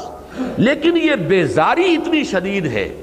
کہ محل کا عیش و آرام جو ہے انہیں کاٹ کھانے کو دوڑ رہا ہے اور دعا کر رہی ہیں۔ خودکشی انسان کر نہیں سکتا، حرام ہے، موت کی آرزو کرنے کی بھی وہ اجازت نہیں ہے، اس لیے کہ اللہ نے دارالامتحان میں جب تک آپ کو رکھا ہے آپ کو رہنا ہے، یہاں سے موت کی آرزو نہیں کر سکتے۔ زیادہ سے زیادہ حدیث میں آیا ہے کہ اجازت یہ ہے کہ ایک بندہ اللہ سے کہہ سکتا ہے پروردگار جب تک یہ دنیا کی زندگی میرے لیے دین اور دنیا کے اعتبار سے بہتر ہے مجھے زندہ رکھ، اور اگر یہ زندگی میرے لیے عاقبت کے اعتبار سے بہتر نہیں ہے تو پروردگار مجھے اٹھا لے۔ تو یہ تو کہہ سکتا ہے، لیکن یہ کہ موت کی آرزو، براہ راست موت کی جو ہے تمنا نہیں کی جا سکتی، اس لیے کہ وہ بھی مانن خودکشی کے درجے میں آ جائے گا۔ امتحان سے بھاگنا جو ہے وہ تو ناکامی ہے، لہذا رہنا ہے یہاں، لیکن طبیعت ایسی رہے جیسے کہ ان الفاظ میں آ رہی ہے، اس قالت رب ابن لی عندک بیتا فی الجنہ، پروردگار میرے لیے تو تعمیر کر لے اپنے پاس ایک گھر جنت میں، وَنَجَّنِي مِن فِرْعَوْنَ وَعَمَلِهِ وَنَجَّنِي مِنَ الْقَوْمِ الظَّالِمِينَ، اور پروردگار مجھے نجات دے فرعون سے اور اس کے عمل سے، اور مجھے نجات دے ان ظالموں کی قوم سے۔ یہ ہے وہ باطنی کیفیت کہ جو ایمان کا لازمی تقاضا ہے۔ اس ماحول کے اندر آدمی ایسے محسوس کرے جیسے ماہی بے آب ہم کہتے ہیں محاورے میں، مچھلی جیسے کہ پانی سے باہر نکل کر تڑپتی ہے، اطمینان اور سکون اگر ہو گیا وہاں تو یہ نفی ہے ایمان کی۔ یہی دوسری حدیث میں آیا، یہ حدیث ابو سعید خدری سے ہے رضی اللہ تعالیٰ عنہ، وہ عبداللہ ابن مسعود سے ہے، وہ حدیث زیادہ ہمارے ہاں عام نہیں ہوئی ہے، ذرا طویل ہے، کہ ما بعث اللہ من نبی الی قومہ، اللہ نے کبھی کسی قوم کی طرف کسی نبی کو نہیں بھیجا، الا کان فیہ اصحاب و حواریون، مگر یہ کہ اس قوم میں اللہ تعالیٰ، جیسے ابھی ہم نے آیت پڑھی دشمن کھڑے کر دیتا تھا، ایسے ہی اللہ تعالیٰ حواری اور اللہ تعالیٰ جانثار بھی عطا کرتا تھا، اصحاب عطا کرتا تھا۔ اور وہ حواری اور اصحاب کیا کرتے تھے؟ یاخذون بسنتہ ویقتدون بامرہ، وہ اس کی سنت کو مضبوطی سے تھامتے تھے اور اس کے حکم پر چلتے تھے، اسی کے فیصلے کے مطابق عمل کرتے تھے۔ ثم انہ تخلف من بعدہم خلوف، پھر ان کے بعد نبیوں کے بعد ایسے ناخلف لوگ آ جاتے تھے۔ وہ ناخلف لوگوں کی دو باتیں بیان کی گئی ہیں کہ یقولون ما لا یفعلون ویفعلون ما لا یؤمرون، کہتے تھے جو کرتے نہیں تھے اور کرتے وہ تھے جس کا انہیں حکم نہیں ہوا۔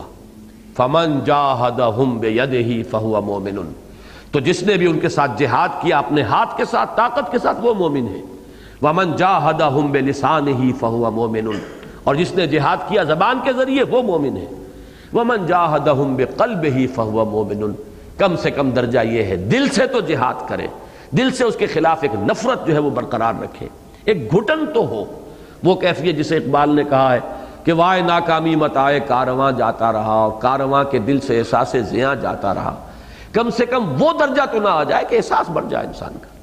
تو یہ ہے اس کے بارے میں اس حدیث میں الفاظ آخری یہ آئے ہیں فَلَيْسَ وَرَاءَ ذَلِكَ مِنَ الْإِيمَانِ حَبَّةُ خَرْدَلٍ، اس کے بعد تو ایمان رائی کے دانے کے برابر بھی نہیں، نفی ہے ایمان کے مطلقاً۔ پہلی حدیث میں اضعف الایمان ہے، کمزور ترین درجہ، لیکن یہاں تو صراحت کر دی گئی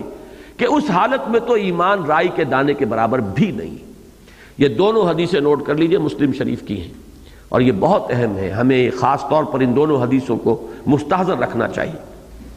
یہ کیفیت ہے ان کی۔ وَضَرَبَ اللَّهُ مَثَلًا لِلَّذِينَ آمَنُوا امْرَأَتَ فِرْعَوْنَ إِذْ قَالَتْ رَبِّ ابْنِ لِي عِندَكَ بَيْتًا فِي الْجَنَّةِ وَنَجِّنِي مِنْ فِرْعَوْنَ وَعَمَلِهِ وَنَجِّنِي مِنَ الْقَوْمِ الظَّالِمِينَ۔ اب تیسری مثال جو آ رہی ہے، چوتھی بلکہ ہے لیکن نوعیت تیسری ہے۔ ایک نوعیت کی دو مثالیں تھیں، حضرت نوح اور حضرت لوط کی بیویاں۔ اب دو ہی مثالیں مقابلے میں آئی ہیں اہل ایمان خواتین، جن کا کردار، جن کا اخلاق، جن کا اپنا معاملہ جو ہے وہ اب ان کو دو حصوں میں تقسیم کیا۔ ایک وہ کہ جو انتہائی نامساعد ماحول میں ہے، فرعون کے گھر میں ہے، لیکن یہ کہ جو سورہ مائدہ میں آیت آئی ہے لا یضرکم من ضل اذا اہتدیتم، اگر تم خود ہدایت پر ہو تو کسی بڑے سے بڑے گمراہ کی کوئی گمراہی تمہیں نقصان نہیں پہنچا سکتی، کوئی ضرر نہیں پہنچا سکتی. اس کی مثال ہو گئی حضرت آسیہ کی. اب یہ تیسری نوعیت جو ہے کہ خود بھی نیک سرشت ہو عورت، اس کے اندر اپنی ذاتی نیکی کا جذبہ بھی ہے، اس کے میلانات اپنے جو ہیں وہ نہایت صالح ہیں، اور اسے نہایت صالح ماحول بھی مل جائے.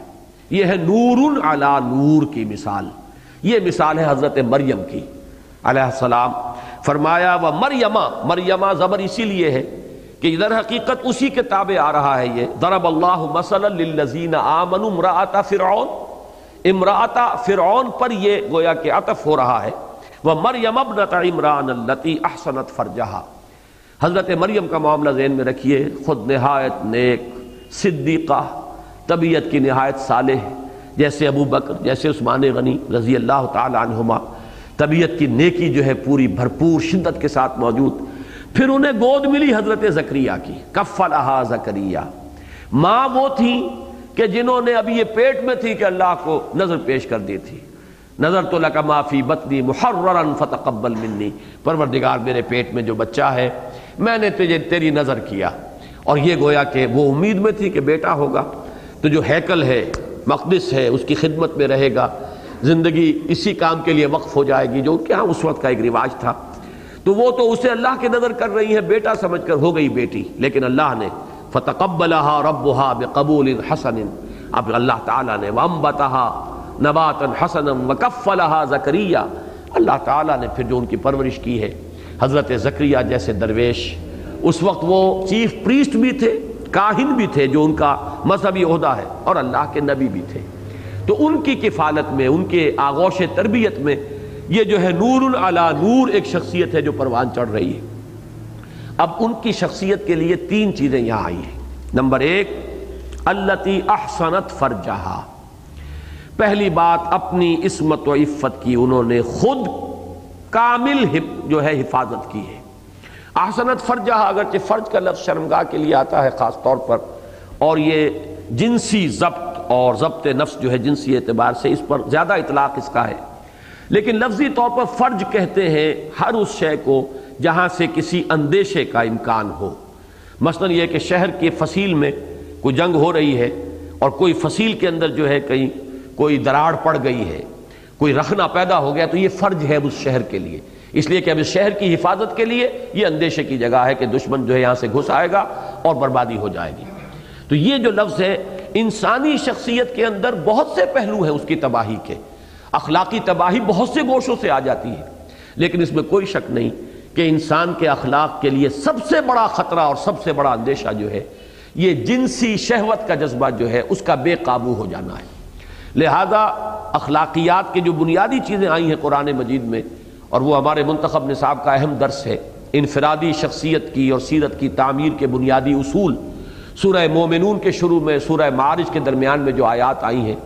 تو وہاں بالکل وہی الفاظ دو مرتبہ آئے ہیں. والذین هم لفروجہم حافظون الا علی ازواجہم او ما ملکت ایمانہم فانہم غیر ملومین فمن ابتغى وراء ذلک فاولئک هم العادون. تو یہاں ان کی ذاتی شخصیت، عصمت و عفت کے حوالے سے پہلی گویا کہ اللہ تعالیٰ کی طرف سے جو سند دی گئی، التی احسنت فرجہا فنفخنا فیہ من روحنا، تو ہم نے پھونکا اس میں اپنی روح میں سے. یہ ہے حضرت مسیح علیہ السلام کی ولادت کا معاملہ جو بن باپ کے ہوا ہے. جو نفخ روح کہیے اللہ تعالیٰ کی طرف سے ہوئی ہے. یہ میں نے اس پر ایک مضمون لکھا تھا، حقیقت انسان، اس کی ایک قسم میں اس پر تفصیل سے گفتگو کی ہے کہ در حقیقت اللہ تعالیٰ کی طرف سے جو بھی کسی کام کے لیے دنیا میں جو مادی قوانین کا ایک نظام بنا دیا گیا ہے، اس میں لنکس ہیں، کڑیاں ہیں، یہ کام ہوگا تو اس کے بعد یہ ہوگا، اس کے بعد یہ ہوگا. اگر کسی جگہ سے کوئی لنک اس میں سے غائب کر کے اللہ تعالیٰ کا ایک کلمہ کن اس کے لیے خاص طور پر آئے گا تو یہ گویا کہ کلمہ کن اللہ تعالیٰ کی طرف سے یہ اس کی جگہ لے لے گا. اسی لیے حضرت عیسیٰ علیہ السلام کو کلمۃ اللہ کہا گیا، کلمۃ منہ، اللہ کی طرف سے کلمہ ہے. کلمے تو اس کائنات کے اندر جو بھی کچھ پیدا ہوا اللہ کے کلمہ کن سے ہوا، لیکن خاص طور پر حضرت مسیح کو کلمۃ اللہ اس لیے کہا گیا ہے کہ ان کی پیدائش کے سلسلے میں جو حصہ باپ کی طرف سے ہوتا ہے عام قانون طبی کے مطابق، وہ اللہ کے خصوصی امر کن کے ذریعے سے وہ حصہ پورا ہوا ہے. اسی کو قرآن مجید کہتا ہے، چونکہ امر ہی روح ہے، قل الروح من امر ربی، لہذا اسی کو تعبیر کیا جا رہا ہے نفخنا فیہ من روحنا۔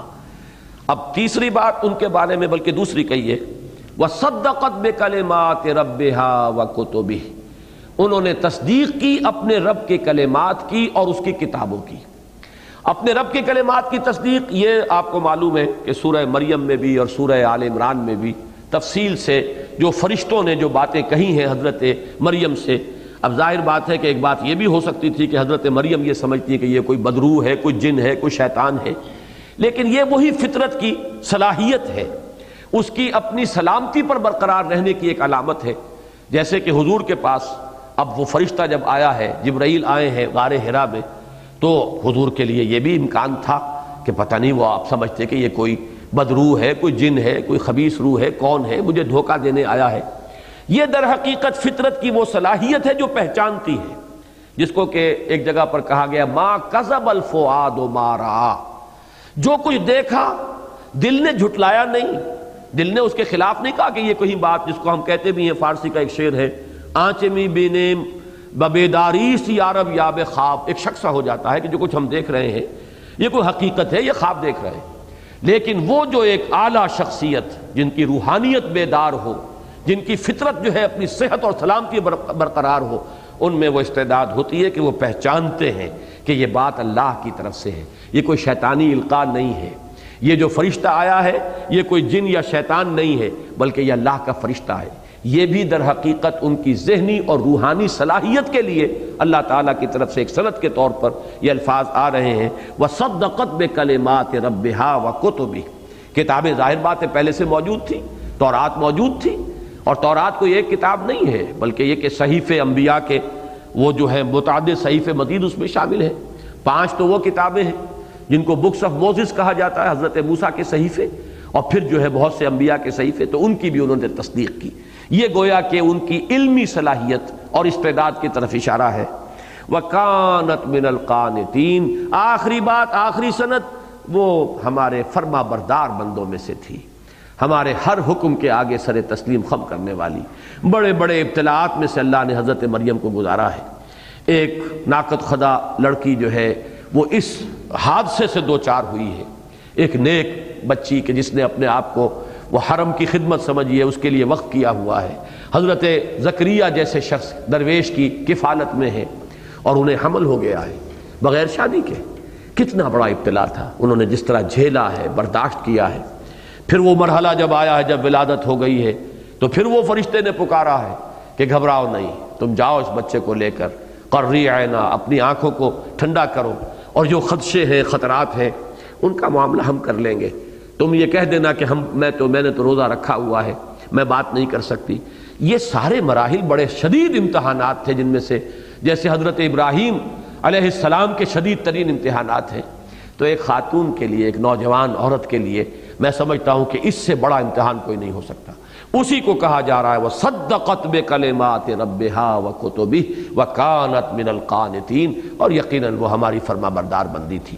اب شاید 2-3 منٹ ہمارے پاس رہ گئے ہوں، تو ایک بات میں عرض کر دوں مضمون کی تکمیل کے لیے۔ یہ 4 اگرچہ مثالیں آئی ہیں، لیکن میں نے ان کو عرض کیا 3 بنتی ہیں۔ بدترین ماحول میں بہترین خاتون فرعون کی بیوی آسیہ، بہترین ماحول میں بدترین عورتیں حضرت نوح اور حضرت لوط کی بیویاں، بہترین ماحول میں بہترین نور علی نور کی مثال حضرت مریم۔ اب ایک کونا خالی رہ جاتا ہے، اور وہ ظلمات بعضها فوق بعض، خود بھی کسی کی اندر کجی ہو، زیغ ہو، پستی ہو طبیعت کے اندر، اور شوہر بھی ویسا ہی مل گیا ہو، ایک تو کوئی کڑوا کریلا اور پھر وہ نیم چڑھا ہو۔ اس کی مثال نور علی نور کے بالمقابل ایک مثال آنی چاہیے، ظلمات بعضها فوق بعض، جیسے کہ سورہ نور کا جو 5واں رکوع ہے اس میں یہ دونوں الفاظ آئے، نور علی نور اور ظلمات بعضها فوق بعض، کنٹراسٹ تبھی مکمل ہوتا ہے۔ یہ چوتھی مثال جو ہے یہ ہے ابو لہب اور اس کی بیوی ام جمیل۔ ام جمیل خود انتہائی بغض رکھنے والی حضور کے ساتھ صلی اللہ علیہ وسلم، انتہائی دشمن، انتہائی مخالفت کے اندر تیز، اور پھر اسے شوہر بھی ملا ہے تو ابو لہب، یا یوں کہیے کہ ابو لہب کو بیوی ملی ہے تو شوہر۔ یہ جو ام جمیل، یہ جو ہے وہ در حقیقت یہ جو یہاں ایک یوں سمجھیے کہ خلا ہے مضمون کا، اس کو پر کیا ہے سورۃ لہب نے، اور اس میں خاص طور پر جب نمایاں کیا گیا تبت یدا ابی لہب وتب ما اغنی عنہ مالہ وما کسب سیصلی نارا ذات لہب وامرأتہ حمالۃ الحطب فی جیدہا حبل من مسد۔ یہ ہے ظلمات بعضھا فوق بعض، یہ ہے نور علی نور حضرت مریم۔